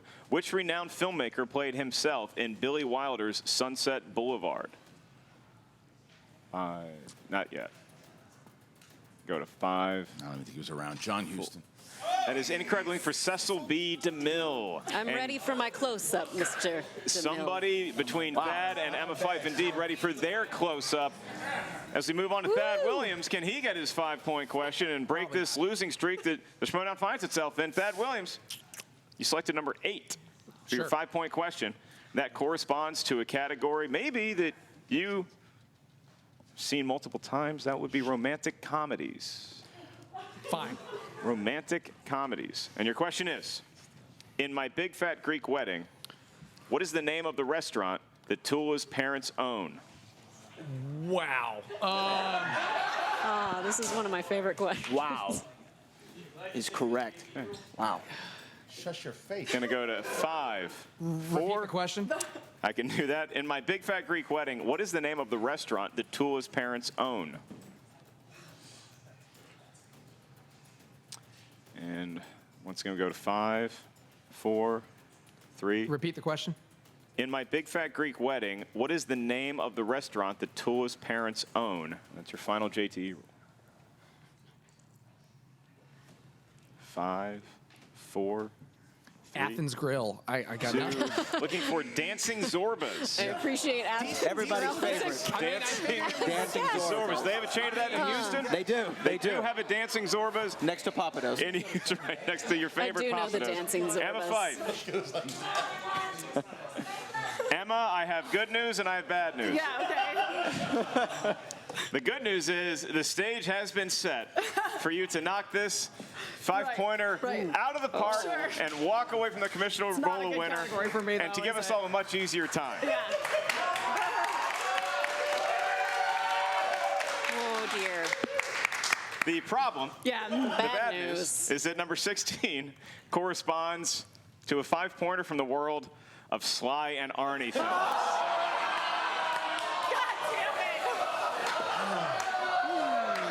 It's as if it was written before. What number was that? This can't get any Preordained. worse, guys. This can't get any worse. Destiny. I'll tell you this. Woo! All right. All right. Ladies and gentlemen, how can you tell the Schmoedown's not scripted? Because I would have not approved of what we're seeing. Your question, Emma. And to dear God get it right to save us from sudden death. Name 2 of the stalkers in The Running Man. Having never seen The Running Man, we're gonna go with Bob and Bartholomew. Yes, Right there. I love Sub-Zero, it. Buzzsaw, Fireball, Dynamo, Captain Freedom. Ladies and gentlemen, we go to sudden death. Who would have ever thought this would Oh my occur? God! Wow. I can't believe that Bob was only one off from sudden Well, death. look, now I feel bad for recruiting Brad and Brianne to announce. You all were expecting a good match with 3 rounds. Now we move to sudden death. Are my co-announcers doing okay? Are you hydrated? Do you need any sustenance? Should we move on to sudden death? Let's do it so we can get it over with. There's that, but I don't necessarily think this means it's a bad game. No, it's just a close game. It's a game that keeps going. It actually is a really great game. It's the Energizer Bunny of all matches. 12, a score that will live in infamy. Sudden death. Here are the rules. In sudden death, feels like round 1 a little bit, except with much more of an intense pressure spotlight. We're going to ask a question up here at the answer desk. The question is asked to the field. Competitors, once they hear it, have 15 seconds to write down their best attempt at a correct answer. Once we ask you by name to reveal your answer, please do so. Show your whiteboard to the camera at the same time you verbalize it in the microphone. Here's where it gets tricky. This is sudden death. So if you get an answer incorrect, either one of your opponents gets it correct, you are eliminated. If one competitor gets it wrong, the other 2 get it right, the person who got it wrong is eliminated. That's how sudden death works. None of you get it right, we move on. If you all get it right, we move on, and so forth, until mercifully I fall ill. And before Brianne does ask the first question, we'll remind everybody that if you used up all your JTE rules, you have no more JTE rules. If you did not use your challenge yet, you still have a challenge to play, should you want to, in sudden death. Brianne, please simply ask the question. Okay. You do not need to say the category that it emerges All right. Okay, here we go. Question 1. After a long absence from movies, Cher appeared in which 2010 movie starring alongside Christina Aguilera? All right, and they're going to have about 15 seconds here. And you can cut the tension with a knife. We've had a lot of fun here, and now all of a sudden it gets serious. 5, 4, 3, 2, 1. Pens down. We go to Christian Harloff first. Did he have it? Dreamgirls. That's not It is not Dreamgirls. Did Thad Williams have it? I can picture it. It's not Sparkle. It is not though. Sparkle. Did Emma Fife have it? It is Harloff. Emma Fife. It is Harloff. Your winner is Emma Fife. The Shire Wolves. Oh my God! What a match! Incredible! Oh my goodness! Wow! Incredible! We did it! We did it! Emma! And we're only done with 1 match. All ladies, all the belts, all the titles. Emma Fife is the new commissioner. What's happening? Wait, hold on. It's Dad. Oh, no! That's that that letter. is shredding the envelope. Where did that shredder come from? That's the letter that Mike Kalinowski and Paulie G had. This is ridiculous. Williams. It's gone. The blackmail. Wait a minute. What's this guy doing? Wait, that's Paulie G. Who are you? That's Paulie G. Paulie G, please use the microphone, Paulie, if you're going to say something to the room. Oh, yes. Welcome, ladies and gentlemen. I have to point out to you, by the way, Paulie G here, attorney at law, at your services. Thank you. Paulie, I'm not sure what you're doing here, but we do know that Thad Williams lost fair and square. He was supposed to give the envelope to Emma Fife, and instead he shredded it. Indeed, he did. I witnessed that, and I'm here to tell you that there was sensitive, confidential materials in that document. Now, foolish Thad was under the impression that that was the only copy we had, but guess what? Ladies and gentlemen, we lawyers are prone to our little white lies, and guess what? This was a big white lie, Thad. Now, I'm sure you're wondering what is contained in these documents. Indeed. No one is wondering that. Shh. No one cares. Does anyone care? I do care. I'd like to know. this. Very wanna know. interested in seeing what this could be. Well, let me tell you. I'm not the person that's going to reveal that information. I shouldn't be. However, that person is present. That person This is like the movie is Clue. my employer. That's right. I'm working for somebody else, lawyer. So, this person is the same man, the mastermind, who instructed me to crash Inman's interview. Oh, boy. Right? Who directed me to interrupt Dagnino's speech. This is the same man who told me to get inside the mind of Kalinowski and twist it up. You were a great pawn, Mike. Sorry. Ladies and gentlemen, here we go. I give to you my employer! Yeah. What? Thank you very much. I appreciate it very much. Thad, you dumb bastard. So first of all, Emma Fife, your victory is completely valid. You will indeed be a commissioner. What do you mean, a commissioner? Shut your mouth. Now, in regards to where, we'll get to that, but you earned your victory, you did your job, and I congratulate you. It was amazing. So, Thad, I know what you did in the first from last Spectacular, everybody. The second I signed that thing, you don't think that I've been working with this guy for 4 years. He makes me look at every single contract. Oh, boy. And we knew that that missing page basically said that after 4 months, I revert back to commissioner. However, Thad ignored it. Mike had the page, and we used Mike. Sorry, Mike, you were great for what you did. But the whole point is, I'm not a commissioner. I'm the goddamn chairman. I've been the chairman of this league since the second I created it. I create the commissioners. And guess what? You want to know if you're fired or not? No, you silly bastard. You work for me from now on. You do what I tell you to do. If I want you to jump, you jump. So from now on, Thad Williams works for me. I don't know what the hell you're going to do. The toilets are a disgrace right now, so maybe you do that. Now, as far as everything else goes, as far as the league itself, what's going to happen, it's going to revert back to myself, and I will appoint commissioners. Emma Fife will absolutely be one of those commissioners. You, my friend, have seen your last dance, and Mike Kalinowski, good luck, whatever the hell you think you're doing, because your reign's over. So thank you, everybody. Congratulations to Emma Fife, and enjoy the Spectacular. Thanks. Brad, Brianne, your reaction to what we just saw. I cannot believe what I just see. Christian Harloff was the man behind the man behind the man.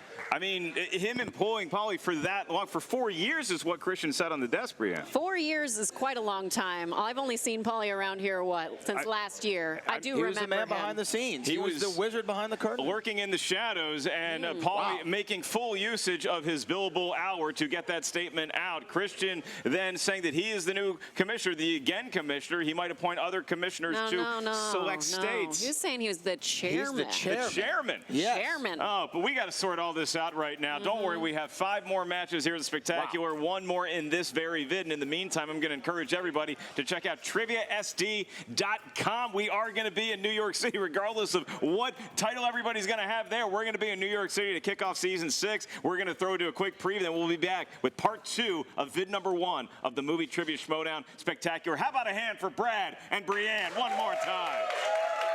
Thanks for having me.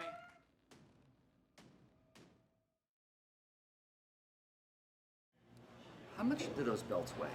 Say probably about 5 pounds, if I had to guesstimate. Well, your buddies are going to be about 5 pounds lighter after this match. Wow. I mean, you know what? Honestly, that is a compliment because, you know, all women like to lose weight. Where's my mask? I don't know anything about your mask. This guy took it. You would not. Does your parole officer know you're here, idiot? Well, maybe. But that being said, Okay. I know you tried on the mask the one time. Okay, all right, thank you. I need it back. Listen, listen.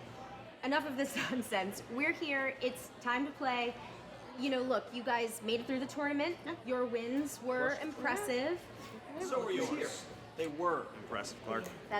You're so gracious. Very typical. Anyway, typical Ben. yeah, guys, look. Who here has beat him? I'm not here for that. In any case, we just want to play. Okay? That's right. Yeah. Look, you did beat him, and it needs to be said. Because you two are my dear friends, Clark. You know, our history, it goes deep. But make no mistake. We're taking those belts. You know, Riley, my dear friend, I think it's kind of funny how you hung it up and you bailed and you walked away, and then the second that you could possibly jump back in, you took it. Yeah. Yeah, well, He's an opportunist. couldn't have said it better myself. And you know what? Be careful what you wish for. Let's go. Okay. Say goodbye to those belts. Good luck, ladies. Where's my mask, Draco? Don't worry about your fucking mask. Making their Schmoedown debut, Ken Knapsack and Rachel the Crusher Boucher. How did it feel under the lights for the first time? It felt really amazing. I had the nerves, they were there, but Ken's an awesome partner. Tough Beats was a great opponent. You got a new fan favorite here in the Team League. Nerds Watch. Nerds Watch! Rachel Cushing is here! Rachel Cushing is here! Rachel, where is Ken Knapsack? Can we get Ken Knapsack, please? I'm sure he's just running a little behind. We signed contracts about this match for today. Blofeld's Cat versus Nerds Watch. If your partner's not here, You either forfeit the match or you can play them on your own. The point is to play and not give up. Yeah, I'm here. I'm playing. 2. Chicken pox. And your winners! Wait a minute! Wait a minute! Wait a minute! Ken's here! I am so sorry. I almost missed my opportunity to congratulate these guys. No! Whoa! Wait! Ken, what are you doing? Ken! He should be embarrassed for himself. I just wanted to let you both know, as I'm sure you filled Tom in, that we will be playing a team match next season. You're gonna beat her in a partner or something. Yeah, no, I don't think so, because I have a partner. I found that person. Of course it's me. Shire Wolves. We talked it over, and your offer to join your faction next month, that's not really going to work for us.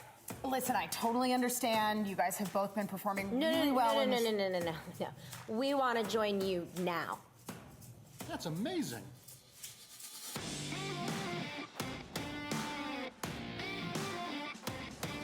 Who played the main child in Mud with Matthew McConaughey? Ty Sheridan. We're coming for those belts. I am getting those belts. Whatever it takes to get to that belt, we're going to earn it. Whoever's next, we'll take them on. We're on the path to the belts. We're playing live here in North Hollywood. Is it opponent? Movie release day. 2. Tony Curtis. And your winner! When we came out tonight, we knew what we had to do. And I wasn't kidding. Rachel and I are coming for the belts. There's only one logical step left, and that is to walk away. Give up both belts. We do not have team champions right now. It's up for grabs. In Argo, at what nation's embassy do the 6 escaped hostages hide out? The English embassy? And your winner! There's no way that we are not going to see this journey through to the end, and it is time for these ladies to win those belts. And with that, that's it. The winner!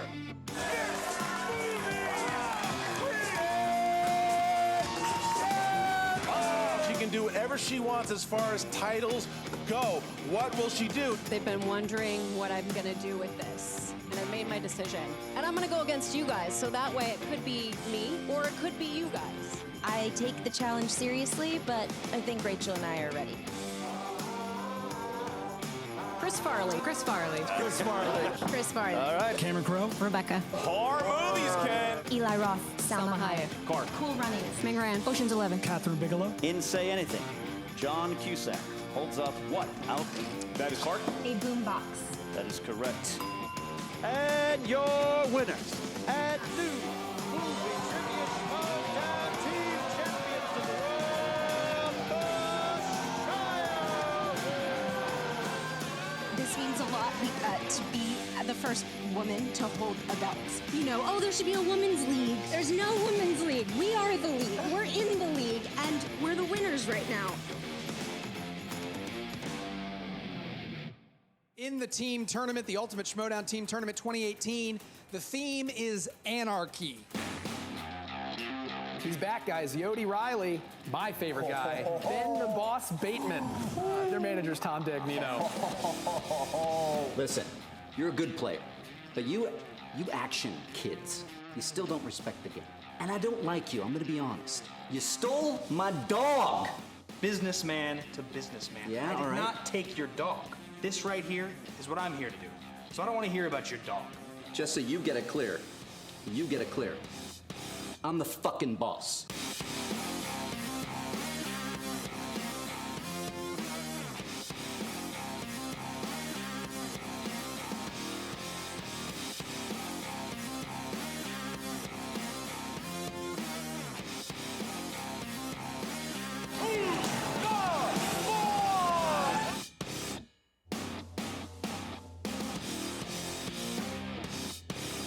Halle Berry? Correct. Likens. Truffle Shuffle. Feels a lot like this team of champions that's serendipity. That's correct. Good thing you guys still have a round after this, right?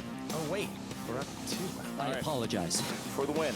Low pan. Catch me if you can. King of New York? Tension I just time. don't have the patience. Sorry, babes. Grindhouse. And your winner! you know, if you want to be the best, you got to beat the best. And I think you're watching something pretty special right now. We're putting the whole league on notice. But you know where you'll catch us? At the fucking Spectacular, going for belts again. The Shire Wolves and Who's the Boss going face to face. We're 4-0. And they're 4-0. Yeah, but we did it faster. Them together, I don't know if they're going to be able to take us together. I want that belt. I will take it from them. They're going down today. End of story.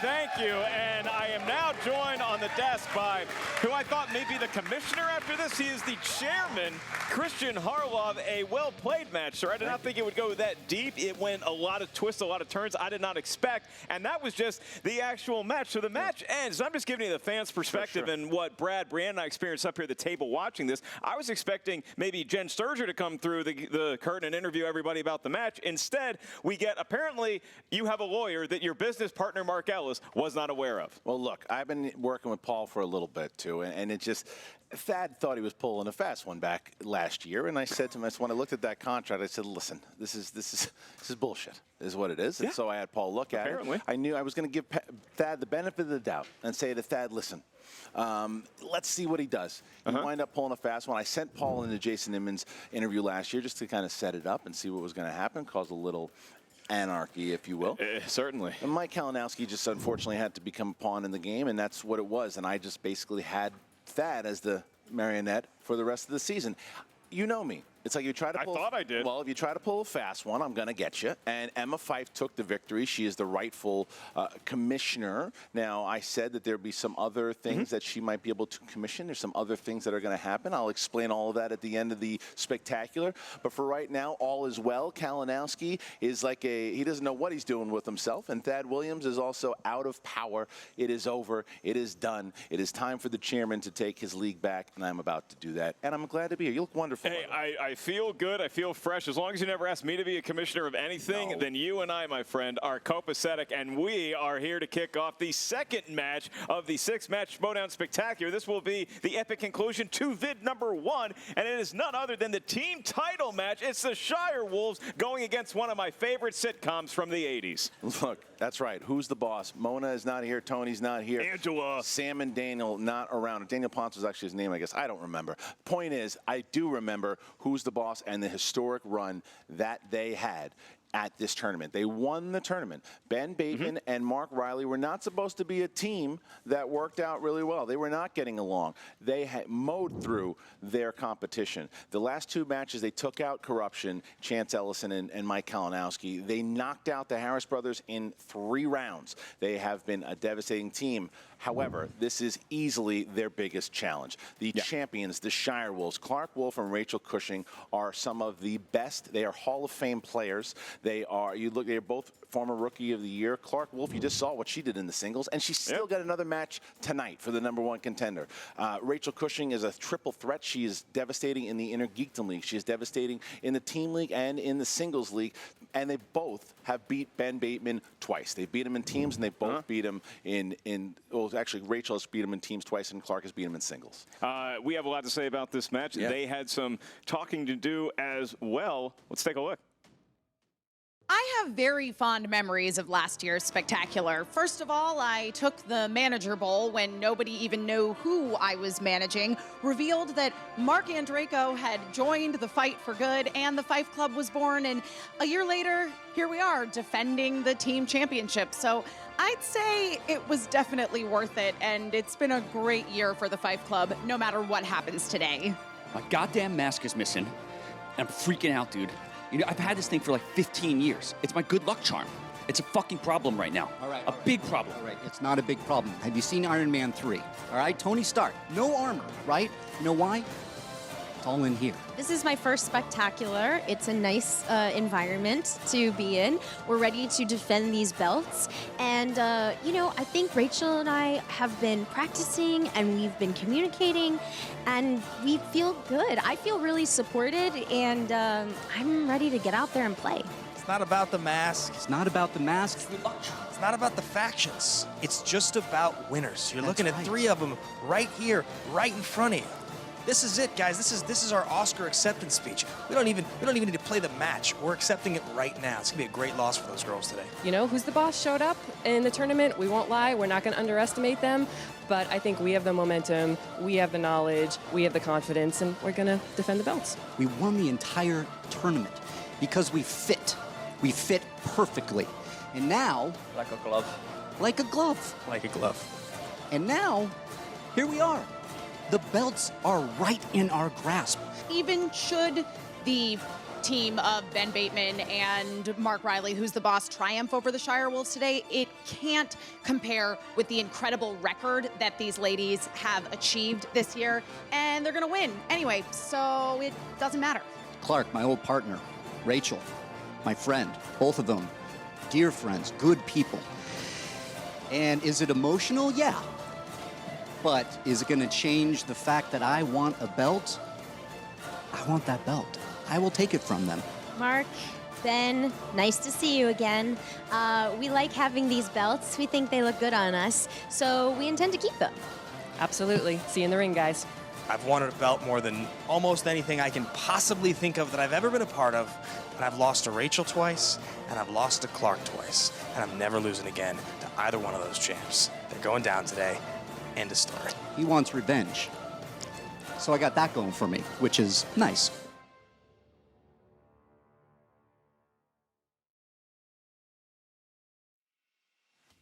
Look, they're both have a lot to prove here. The Shire Wolves want to keep the title. Who's the Boss wants to win the title. Bateman's first shot at it. Riley is looking to do what only Roca has done and win the singles championship twice and win the team championship.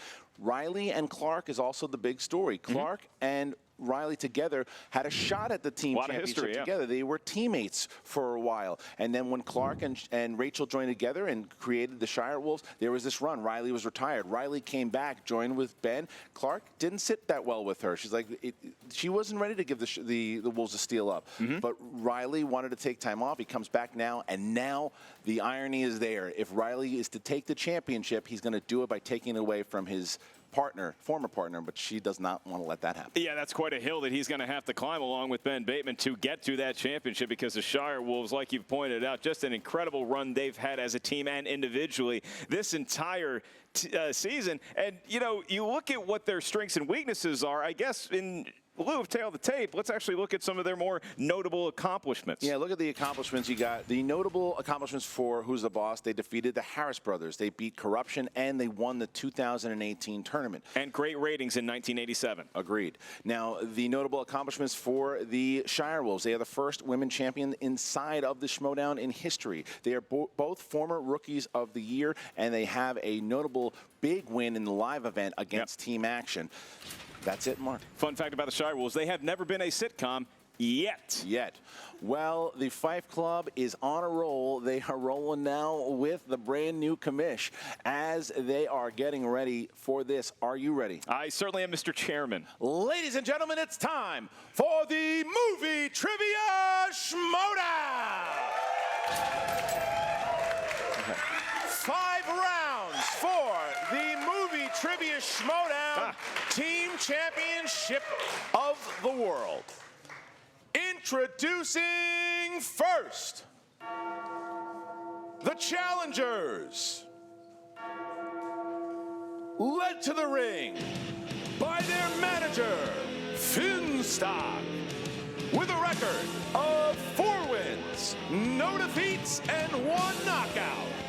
They are the 2018 Ultimate Schmoedown winners, Ben the Boss Bateman, and the 2-time Movie Trivia Schmoedown champion of the world, Mark Yoni Riley.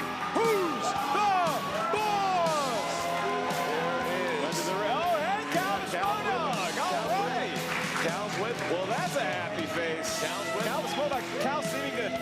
What is in the boss's briefcase? Yeah. Cal, getting used to it. Obviously, some history here with Cal. Now it seems everybody's friends again, Christian. Cal's first title match, and Mark Riley back. Last year he was doing interviews. This year he is going for the team championship. All right, here we go. Got to be careful who you trust your dog with around these places. What do you got to say to the program? You know what? Most people shoot water guns. Yeah. We shoot laser beams. Okay, cool. Where's your mask? No idea? Does not want to address that question. All right. And their opponents, representing the Fight Club, with a record of 4 wins, no defeats, and 2 knockouts, led to the ring by their manager, Emma Fight and Mark the Android and Draco. They are the undefeated, undisputed Movie Trivia Schmoedown Team Champions of the World, Rachel the Crusher Cushing and Classy Clark Wolf, the Shire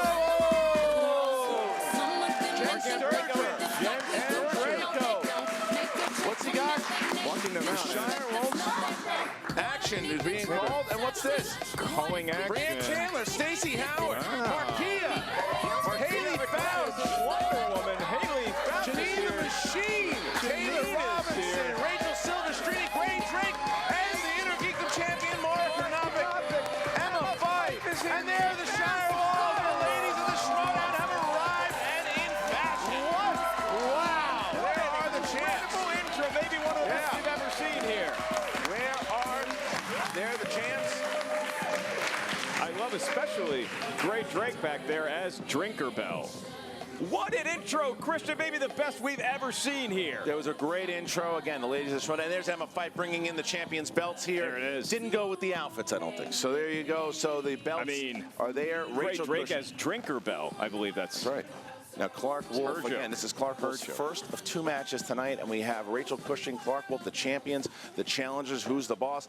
Mark, how does round number 1 begin? Round number 1 works as thus. It's the field round. 8 questions going to be asked to the field from 8 different corners of the Movie Trivia Schmoedown Galaxy. Each question is worth 1 point. This is the team format, so while the rules remain the same, there's no stealing, there's no penalty for missing a question in round 1. You have a teammate. However, you are not allowed to rely on your teammate's knowledge for round number 1. This is an individual exercise. Any points you do accrue in round number 1 will be added to your team's total. Rachel, Clark, Ben, Mark, you guys get points. They go towards your team's total. Just a reminder, once again, each team has 3 usages of the JTE rule throughout the match, and each team also has 1 challenge. Use it wisely because, Christian, there are 5 big rounds in a championship match. 5 big rounds indeed, and we're going to ask the challengers, are you ready? You know, Christian, I just want to say really quickly, thank you. I'm really excited to be here in this event. It's a really big deal. Guys, you know, best of luck. It's a big match. It's going to be a memorable one. It's going to be a great way for you guys to lose the belts. So just, there it is. I thought he was being classy for a second. I should have known better. We're waiting for it. All right. All right, keep it. I'm ready. You're ready. All right, the champions, are you ready? Yes, sir. Absolutely. Then let's get ready to Schmoedown! Here we go. Put a little extra oomph into that now that you're the chairman. Always was, Mark, always was. In round number 1, your first question comes from the world of action-adventure. And your question is, who plays the Amazonian general Antiope in Wonder Woman? I looked up the pronunciation on IMDb. I want to hear no giggles in the crowd. Pronunciation, or you talk to Jason Inman? It doesn't, it's one and the same. 5, He writes the IMDb. 4, 3, 2, 1. Pens down. And Clark Wolf. Robin Wright. Yes, ma'am. And Ben. Robin Wright. Rachel. Robin Wright. Riley. Robin Wright. Tie game. Okay. They know their Wonder Woman. Here you go. Comedies. Comedies is number 2. Name the actor that played Emily's dad in The Big Sick. Excuse me. Is that you? I turned it off. 5, 4. You know Brad Gilmore. 3. No. 2. He's very talented. Repeat 1. the question, please. All right. Name the actor that played Emily's dad in The Big Sick. Already a JTE rule usage for 5. Tony Danza. 4, 3, 2, 1. Ben Bateman. Ray Romano. Yes. Rachel. Ray Romano. Mark. Ray Romano. And Clark. Ray Romano. Tie game. Woo! Here we go. Here we go. All right, Raymond, your next category is the world of 1980s movies. And your question is, what 1986 sci-fi comedy follows an experimental combat robot who gains self-awareness and a conscience after being struck by lightning? I believe that's the same way I was born. Yeah, I don't doubt it. It was 10 minutes ago. 5. The kids called me Powder. 4, 3. Repeat the question. All right, second one. Here we go. What 1986 sci-fi comedy follows an experimental combat robot who gains self-awareness and a conscience after being struck by lightning? Who's the boss using 2 JTE rules already? That's a expensive first round for 5, them. 4. Knowing how great that show was, they have the funds. 2, 1. Rachel Cushing. Short Circuit? Yes, it is. Riley. Short Circuit. Clark. War Games. Okay, and Ben. War Games. Wow. Okay. So only Rachel and Mark Riley get it, but we're still tied. That's right. We're still tied. Johnny 5 alive, but on life support. Wow. All right. Next category is directors. Next category is directors. What was the first film directed by Kevin Smith? This is intense. You can feel it. Yeah. 5, 4, 3, 2, 1. Pens down. Mark Riley. Clerks. Yes. Clark. Clerks. Ben. Clerks. Rachel. Clerks. Everyone got it. 7. Okay. And back and forth we go. We move on to fantasy sci-fi. Sci-fi stands for science fiction. Your question is, what character says the classic line, "That's it, man. Game over, man. Game over," in 1986's Aliens? Did you say actor or character? Character, not the actor. That's right. Need the character name. Many people watching at home may think that movies are real. They're 4. not. Can you repeat the question? Yep. Certainly can. What character says the classic line, "That's it, man. Game over, man. Game over," in 1986's Aliens? 5, 4, 3, 2, 1. Clark. I had Paxton. Ben. Hudson. That's correct. Rachel. Said Bishop. And Riley. Hudson. Okay. So Riley's perfect. Riley's perfect right now, and we get to our next question here. The next question here is dramas. Who's the boss? This actress played teacher Bonnie Stevenson opposite Chris Evans in 2017's Gifted. You know, they've been throwing this movie at me on every American Airlines flight I've been on for the last 2 years. 5. Finally watched it. 4. Good flick. 3, 2, 1. Pens down. Ben. Michelle Monaghan. Incorrect. Rachel. Nope. Didn't have it. Riley. Didn't have it. Jenny Slate. That's correct. 9-8. So Clark Wolf bringing Charles within 1 now, and we get to our next question And no here. perfect rounds? No. Your penultimate question in round number 1 comes from the world of horror/thriller. And your question is, 2003's Identity follows 10 strangers trapped during a torrential rainstorm in what kind of location? Crowd didn't like that one. Hearing some groans from the managers as 5, well. 4, The Bellow 3, of Finstock. 2, 1. Rachel Cushing. Motel. Correct. Riley. Motel. Yes. Motel. And Ben. Motel. Okay. So Okay, 10, they all got 11. the lodging right. Motel, hotel, we're good either way. 1 point game as we get to our final question in round number 1, which is the Patreon question. And the following question comes to you from John Patterson. John Patterson, thank you, sir. Thank you, John. Thank you, John, for supporting the show. All right, guys, in the category of animated, Mike Judge's animated creations of Beavis and Butthead star in what 1996 feature film? And we do need the title, of the film. movie, yes. Thank you to John Patterson. 5. Check out the Movie Trivia Schmoedown 4, Patreon today. 3. Select which tier's right for you. 2, 1. Pens down. Mark Riley. Beavis and Butthead Do America? Yes, that's it. Clark. Beavis and Butthead Do America. And Ben. Beavis and Butthead Do America. Yep, Rachel. Beavis and Butthead Do America. Wow. They all What got a it, round. and it warms What my a heart round. that they all got the Beavis and Butthead movie correct. 13 to 12. 12 at the end of round number 1, and it's exactly what we thought it would be. 1 point separates us. The challengers have a 1-point lead here, Mark, as we get into round number 2. How's that work? Round number 2. Now the teammates can sit next to each other because they get to consult with each other for each and every question that they hear in round number 2. You're going to hear 6 questions total. Each question is worth 2 points. There's no penalty for missing a question. If you want more help, you can ask for multiple choice, at which point the value of the question goes down to 1. We determine the category by that wheel, the wheel of fate, doom, and it will serve its justice. Each team gets 1 spin at the wheel. Select which partner you want to spin. You get 1 spin at the wheel. If you're not liking what you spun, you are awarded 1 mulligan, which is the Scottish term for golf. Keep in mind, stealing is available in round number 2. All right, round number 2 again. The champions have chosen not to have opponents and spinner's choice on the wheel. So we are going to ask the challengers, would you like to go first or second? We'll let the ladies go, please. All right, so the Shire Wolves, the champions, will go first. Clark, please spin from the wheel, not the peg. Clark Wolf, classy as always. She's eyeing up the wheel. And she has a new way to spin the wheel, and it's been working for her. Her and the wheel have been friends recently. It's hard for me to follow the Melrose Place-like drama that goes on between Clark and the wheel. They've been friends for a while here, too. The wheel's been very sweet to Clark. Clark and the wheel, we can announce officially an item. Yeah. Well, we're going to see in a second. Is it going to be Kurt Russell or Sandra Bullock? Sandra Bullock. Oh, boy. Sticking with it, I'll do it. Rachel says go. All right, that's a strength. And they get Sandra Bullock. All right, Sandra Bullock. All right, here you go, guys. Here you go. You're going to get 6 questions in the realm of Sandra Bullock. First question. Who plays the older version of Sandra Bullock's mother in The Divine Secrets of the Ya-Ya Sisterhood?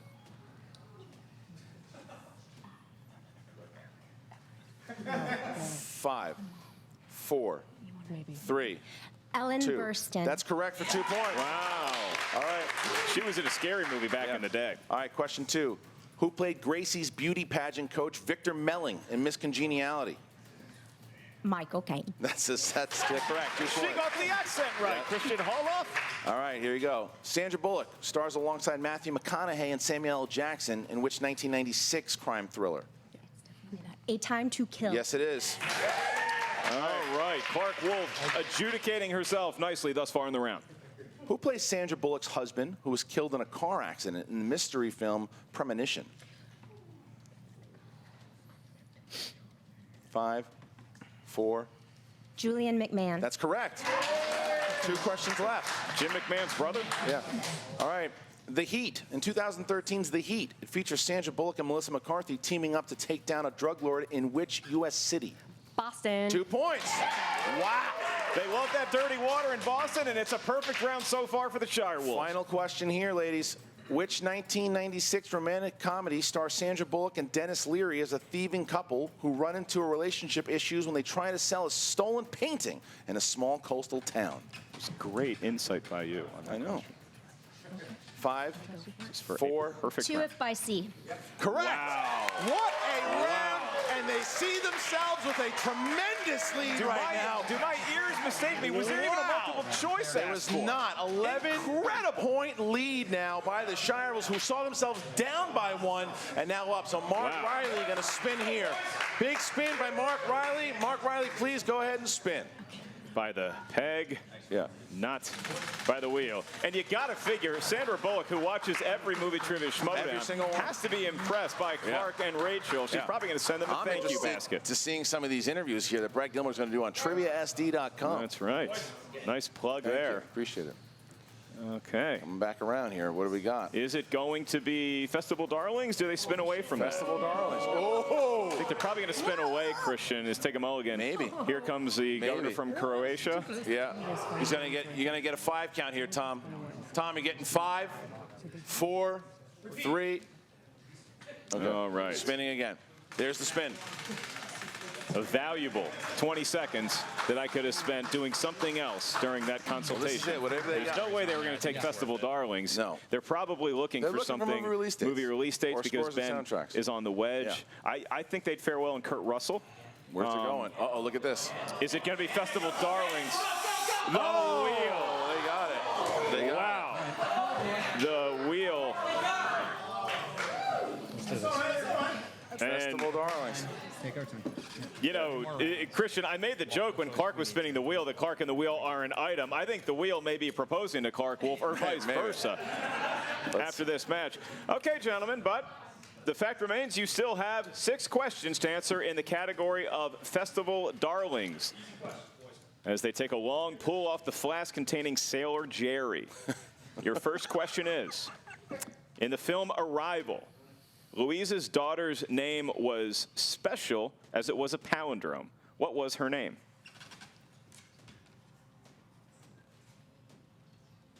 Five, 4, 3. Hannah. It is Hannah for 2 points. Yep. And they're off to the start they needed. Your next question. In the world of Festival Darlings, Bill Hader and Kristen Wiig star in what film about estranged siblings who reunite after having both coincidentally cheated death on the same day? 5, 4, 3. The Skeleton Twins. That's correct. It is the Skeleton Twins. Nice. Your next question. From the world of Festival Darlings, which actor from The Breakfast Club appeared in the film Foxcatcher?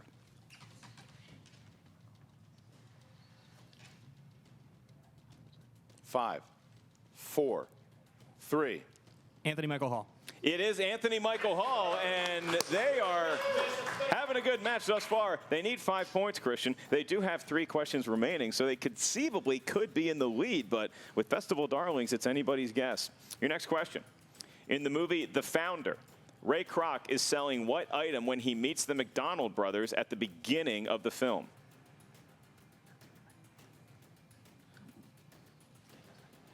5, 4, 3. Milkshake mixers. Wow. He is selling milkshake mixers. Your penultimate question in the world of Festival Darlings. In 2015's Brooklyn, who plays the lead Ailish? Lacey. Ailish Lacey. 5. Saoirse Ronan. We will That's accept correct. that. Yeah, I believe it's Saoirse, but her name's hard to pronounce. They got it correct. Saoirse Ronan. All right, so Who's the Boss now has come within 1. If they get this, they tie it. If they hit a multiple choice, they can tie it, or they can take the lead with a 2-point. Here we go. Very impressive run either way in a tough category of Festival Darlings. Who's the Boss? Your last question for the lead, if you don't need multiple choice. What is the name of the woman that Kip meets online in Napoleon Dynamite? LaFonda. It is LaFonda. Wow. And somehow... So Who's the Boss does Festival Darlings, and now they have a 1-point lead. No multiple choice needs by either team. Unbelievable round here. Wow. First round, second round. This is the match we thought it would be. And my God, already we are 1 point. The Who's the Boss, 1-point lead over the champions. And now we get to the betting round, round number 3. Mark, how's it work? In the betting round, this is round number 3. Now, usually in any garden variety match, this is the final round, merely the betting round. But boy, can the stakes change here, because you can wager, and when I say you, I mean each team can wager 0 points, or you can wager all the way up to 3 points should you feel that confident, because whatever team is currently in the lead, that's Who's the Boss in this situation, is going to spin the wheel. You're going to hear one question from that category. Once we tell you the category, that's when we need each team to wager their points, and then once we record the wager, we'll ask the question, and if you get the question right, you earn that many points for your team. If your team misses the question, you lose that many points. So it really pays off to know your stuff and to know what category it is. For that, we now turn it over to, I'm guessing, Mark Riley for Who's the Boss? Yep. Yes, Mark Riley. Here comes Riley with the spin. Keep in mind, he could spin Festival Darlings again. He could spin Sandra Bullock again. We're going to get a question in. We're going to see. I know that the Shire Wolves are hoping to get a strength of theirs. I mean, there's still strings out there on the wheels. The interesting thing, Festival Darlings, nobody saw Who's the Boss doing well in that category. They didn't. Much less acing it. 6 for 6, 2-pointers. Coming back here, and here we go. What do we get in here?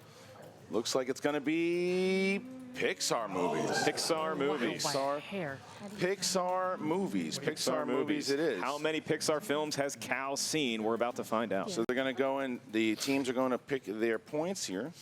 Okay. All right. And we have them recorded by our ace assistants, Alex and Robert Butler III. Check out his movie, Flick Ticks. All right. The Shire Wolves have 2 JTs left. The Who's the Boss has 1 left. All right. First question here. The only question. Only question. In the betting round. In Coco, What is the name of the down-on-his-luck skeleton who offers to help Miguel reach Ernesto de la Cruz? All right, talking it over. Can I ask you, just as a friend slash, I'm sure I'm a chairman of something, how many points would you have 5, wagered in Pixar? 4, 2, 3, okay. 2, 1. Repeat the question.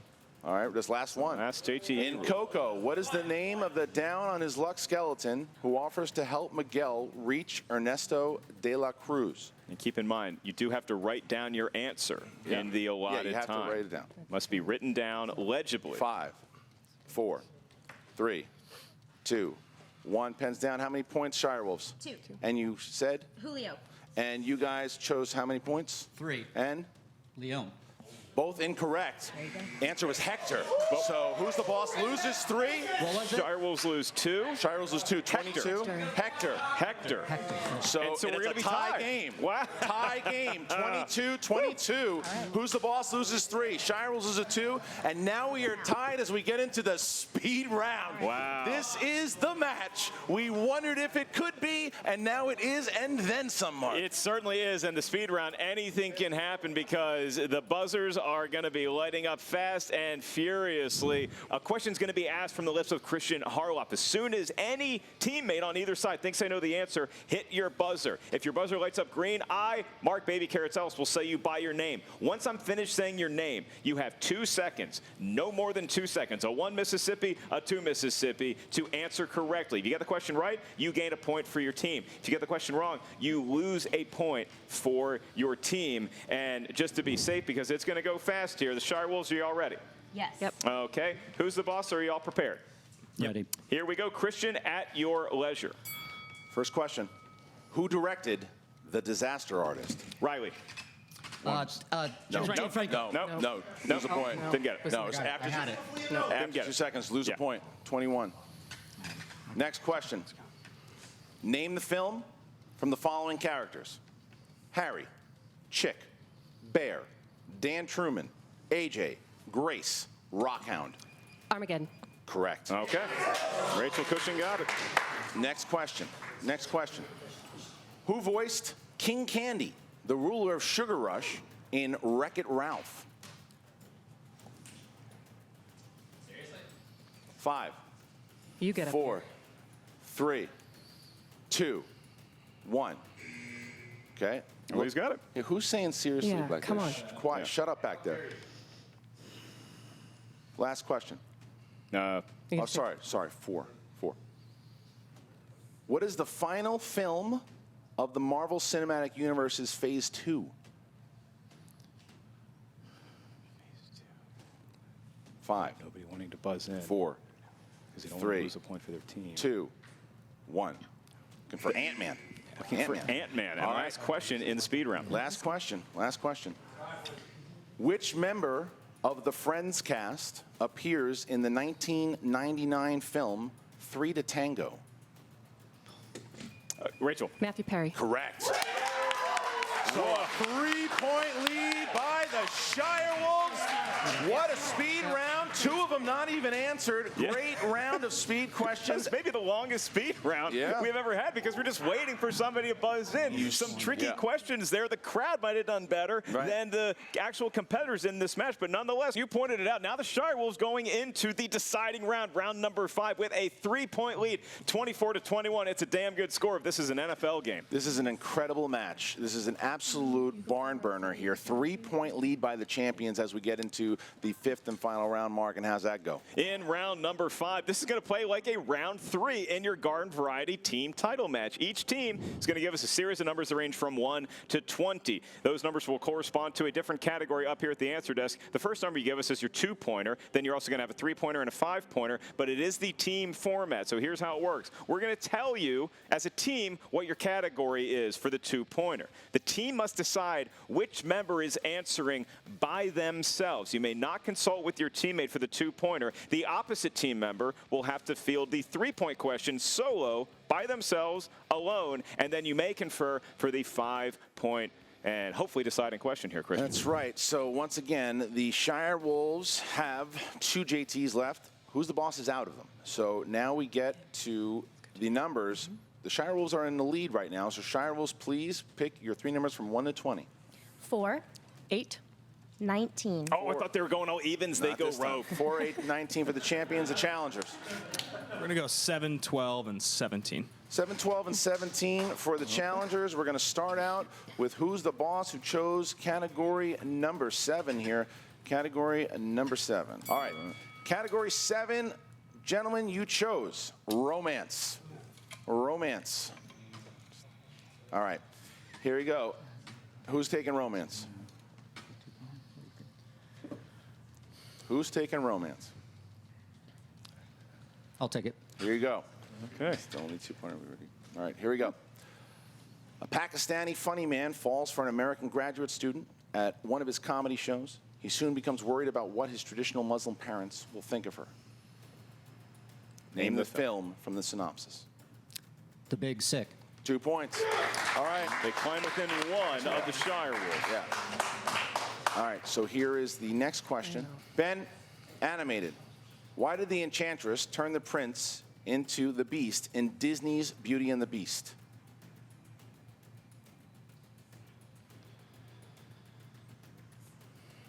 Five, 4, 3, 2. Because he was unsympathetic, would not help her out when she requested his help. We can accept that. We can accept that. We can accept that. He was cruel to her. All right. Yeah, he was a dick. Yeah, basically. So now we bounce back. We bounce back to the Shire Wolves. Who's the Boss avoided the TKO. It bounces to the Shire Wolves. Quiet on set, please. Yeah, it's a good lesson to all you kids at home. Don't be a dick to old ladies. They might put a curse on you. We bounce back to the Shire Wolves, have a chance to tie the game with their category of number 4. Number 4 is going to correspond to the great decade that saw me come into the world, the 1980s. Okay, I'll take it. Clark Wolf is going to field the question from the 80s.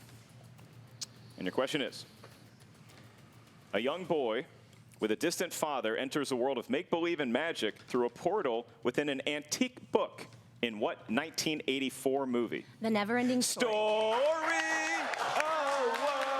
So Clark ties it up. Clark ties it up. So we're going to keep with the Shire Wolves here, who have a chance to take the lead with their 3-pointer. Rachel Cushing with her 3-pointer with category number 8. Number 8, Rachel. You may find favor with this 3-point category based on the way you're currently dressed. Classics. And your question in the world of classics for 3 points and a 3-point lead. Who directed the film It Happened One Night? Frank Capra. 3 points. Correct. All right. So, wow. Who's the Boss is going to get a chance to throw it back. If they hit their 5, it goes back to the Shire Wolves. However, if Who's the Boss misses, then the Shire Wolves retain the titles.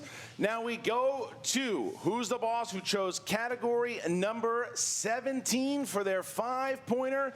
Action Adventure is the category. Ooh, boy. Action Adventure. Guys, what is the name of the CIA Black Ops program that Jason Bourne is involved with in The Bourne Identity?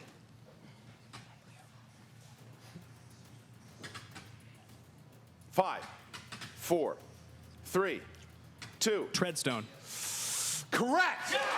All right. Okay. So now, here we go. This is it. If the Shire Wolves hit it, they remain the champions. If they miss it, we have new champions with Who's the Boss. The category is category number 19. Okay, Shire Wolves. All comes down to this. Thankfully for the announcer, there's no sudden death. But the problem for you is that if you miss this one, you lose. However, if you get 5 points, you're going to win, and you get to keep those shiny belts. Here's your question. In the category of Matthew McConaughey, you may know him as the Carl's Jr. spokesman. For 5 points, here's your question. What romantic comedy did Matthew McConaughey star opposite Jennifer Garner? This is for 5 points in the win. 5, 4. Ghosts of Girlfriends Past. And your winners, and still Movie Trivia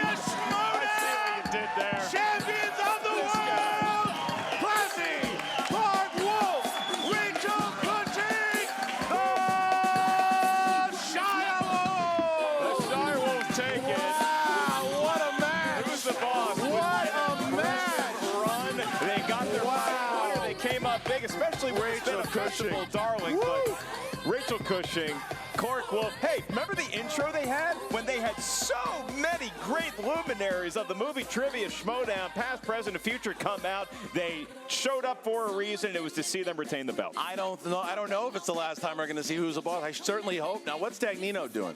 What's Dagnino doing now? Dagnino's looking at Emma Fife over there. As he's known to do. What's this? Not what sure. What are we doing here with these two? I'm pretty sure he's not mic'd up. Okay. What? Wow! What did we just see? What did we? Tom Dagnino just shook Emma Fife's hand. I've never heard of anything happening like that. What in the world? And look at that. The Shire Wolves are the champions. Who's the boss? Puts up a gallant effort, but they lose to the Shire Wolves here, who retain the titles. What a year for the Shire Wolves. What a year for the Fife Club. And my God, already, Emma Fife, the commish, managing the champion Shire Wolves, who have successfully defended the championship. Wow. What a year for sportsmanship. As it turns out, it's a season of giving, and Finstock shaking the hand of Emma Fife. Not sure what went on behind the scenes there, but we're about to take a look with the one, the only Miss Jen Sturger, who's going to have an interview with the winning team and the losing team. It's all yours, Jen. What's up, Movie Trivia Schmoedown fans? Jen Sturger here with a very excited Five Club. The Shire Wolves are still your reigning champions. Rachel, you can breathe now. Jesus. That match was a little closer than I think any of us would have liked from them defending the title standpoint, but from an actual match standpoint, I mean, that's what anybody watching this league wants. That's what this is all about, is this incredibly cutthroat competition between some of the most skilled players in the league. And I mean, honestly, after today, there's just no doubt that these ladies absolutely deserve all of the accolades that they rightfully receive. Yeah, we were, I think, very rightfully proud of winning the belts in the first place. But, there was a lot of pressure and a lot of talk, and did they deserve it, and the retiring and the strength of the schedule and all the fucking bullshit that happened online. And for us, it meant the world to us to do this again, to prove them wrong, but also it was for us. It was for the Fife Club. It was for all the women in the Schmoedown who so generously came out and did the entrance with us. They were awesome. They were in our corner, and we felt that, and we just really are proud of making a statement about women empowerment and being strong in this league and being strong in general. And so. And there were no damn horror questions, internet. How you like me now? You know it's an emotional match when Rachel starts cussing, okay? Yes. Clark, I could tell you were really starting to get emotional at the end. Rachel, you were getting emotional at the end. What does this win mean to you guys? I don't know if I would say I felt emotional. I just was like, okay. Sick. Like, we're in it, like, here we go. It's gonna go down to the end, and what's gonna happen is gonna happen. And it was not an easy victory, which is always exhausting. But it was a great match. I'm super proud of that match. And who's the boss are damn good players. What were you thinking when they ran the table with the Festival Darlings category? Who saw that coming, including them? Yeah, no, it was really impressive. Ben studies harder than anybody in this league, and he's probably the most improved player we've ever seen. Yeah. Riley's one of the greatest original players. Like, if we needed to prove ourselves against anybody, this was the team to do it. And it was blow for blow, back and forth. I mean, it was hell to play up there, but it's something that we can walk away with our heads held high, and the boys can too. Nothing to prove. They're 5-0 against some of the best players in the match. That should make everyone quiet, because knowledge doesn't know a gender. Knowledge knows knowledge. And these ladies know their shit. Knowledge knows knowledge. Someone make the shirt. Get on it, guys. That was kind of an odd moment. Speaking of shutting people up, Finstock? Yeah. What was that about? I don't really know It's like the entirely. end of the Grinch. His heart grew 3 sizes today. Yeah, I mean, that explains his shirt in the first round. Listen, I would have probably been the first person to tell you that, Finstock was not redeemable and could never change. But, I mean, if he's willing to put forth the effort to bury the hatchet, I'm game. Proves anything can happen. Yeah, Someone's that's true. been drinking on set today. Now, Clark, obviously, you know, I can tell you're already like going back into game face mode. This is Gotta get not back the in end there. of your day for matches. Nope. You are doing something that I know you despise doing, which is playing 2 matches in one day. Yes. I think everybody despises that. No joke. And against Dan Murrell. Yeah. Tell me what's going through your head right now. You know, I mean, I'm certainly glad we won just now.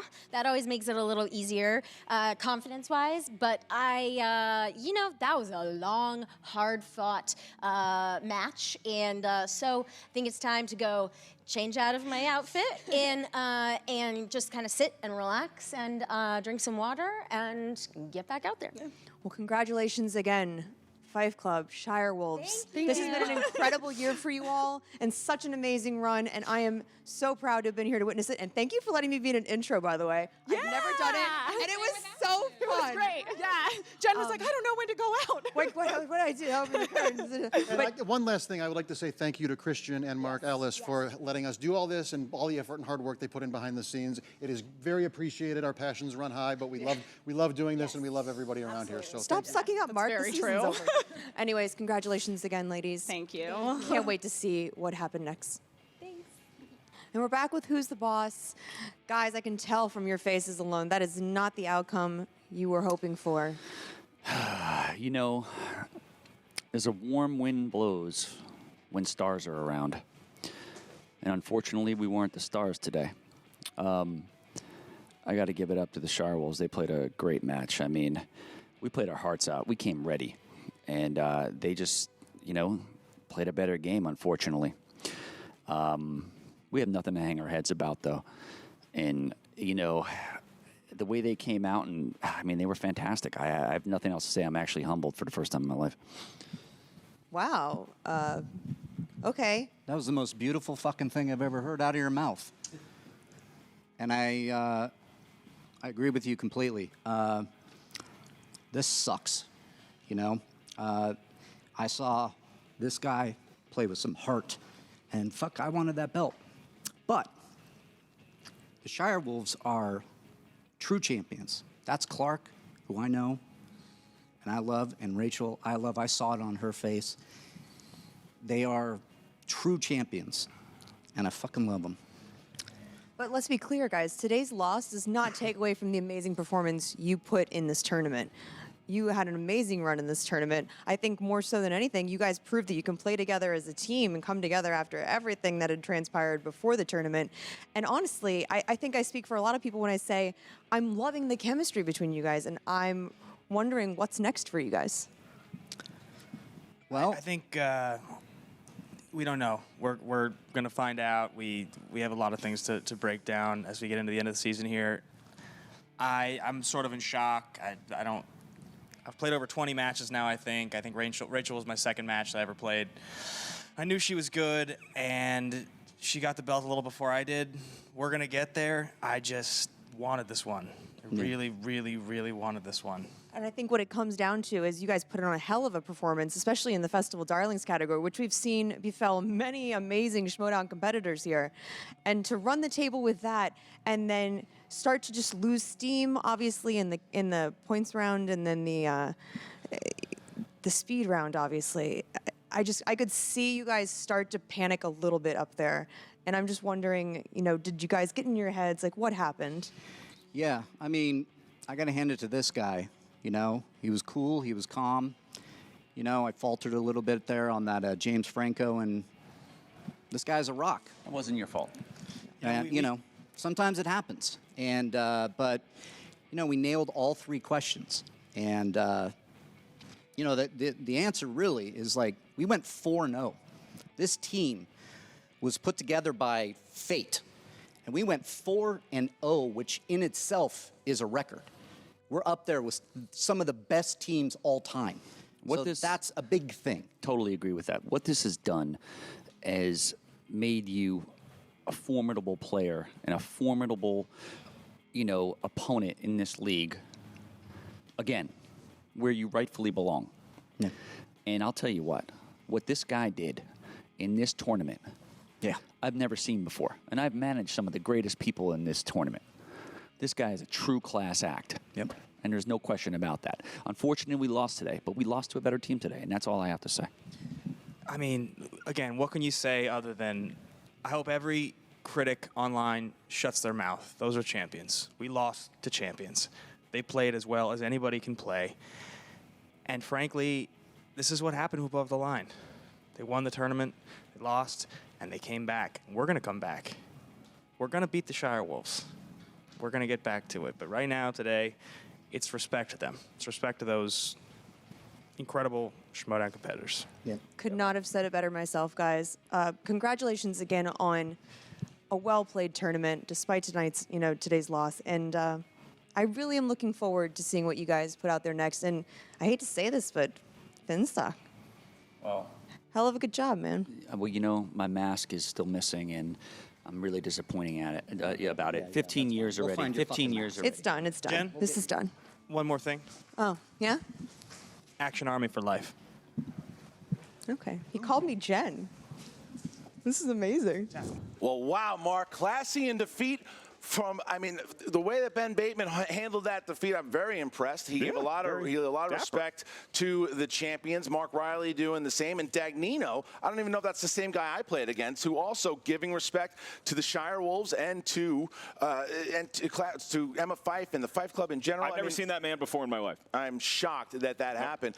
But that's video one, and we still got 4 matches left to go. Clark Wolf ain't done. She's got a #1 contender match. The Star Wars match is in video number 2. So if you enjoyed this video, go on over there and go on over to Trivia SD. There's new articles up there. There are interviews just specifically for the Trivia SD site, but Brad Gilmore doing a whole bunch of interviews over there. Mark, this has just begun. Oh, it has just begun. We will see you guys for video number 2, and then down the road, video number 3 that's going to feature the Intergeekdom Championship and the Singles Championship. And then to kick off Season 6, hey, how about you and I go to New York City? We'll talk about all that in later vids. For right now, let's take a quick break and then throw it to vid number 2.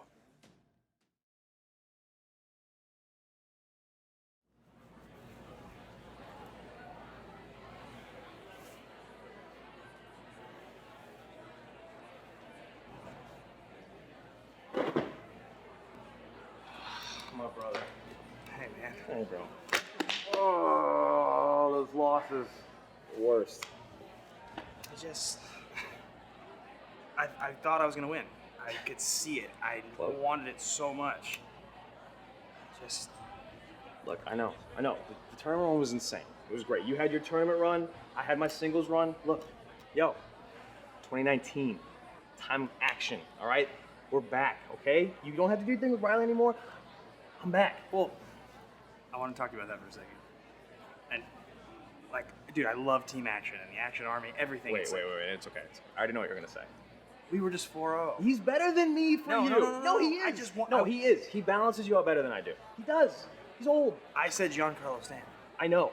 And not you. You said Esposito. I know.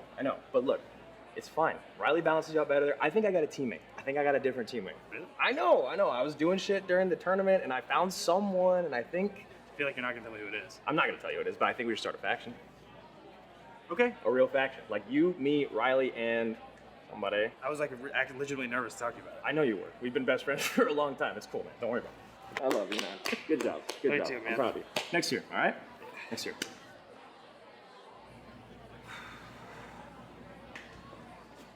Oh! Yeah! Who's the boss now, bitch? That's right. That's right. Oh, I'm gonna join a tournament with someone else because you're too busy. I'm gonna get Mark Riley. How'd that work out, huh? You were my brother. You got with Riley and you just forget who you are? You congratulated him after the match? What is wrong with you? Who are you? You know what? I'm glad you didn't win the belt because you don't fucking deserve it. You don't deserve it because without that belt, you're nothing. And you know what? Without me, you're nothing. I'll see you in the ring next year. Hey, get the fuck out of here. Get out of here, you piece of shit. Shit. You good? You all right? Hey, bud. You all right? You felt like a ton of bricks. You okay? Dude, you all right? Hey, man. I'm concerned for your well-being, but do you know where my mask is? Have you seen it? Dude, I'm not with your mask. Yeah, but I need it. swamp. So you haven't seen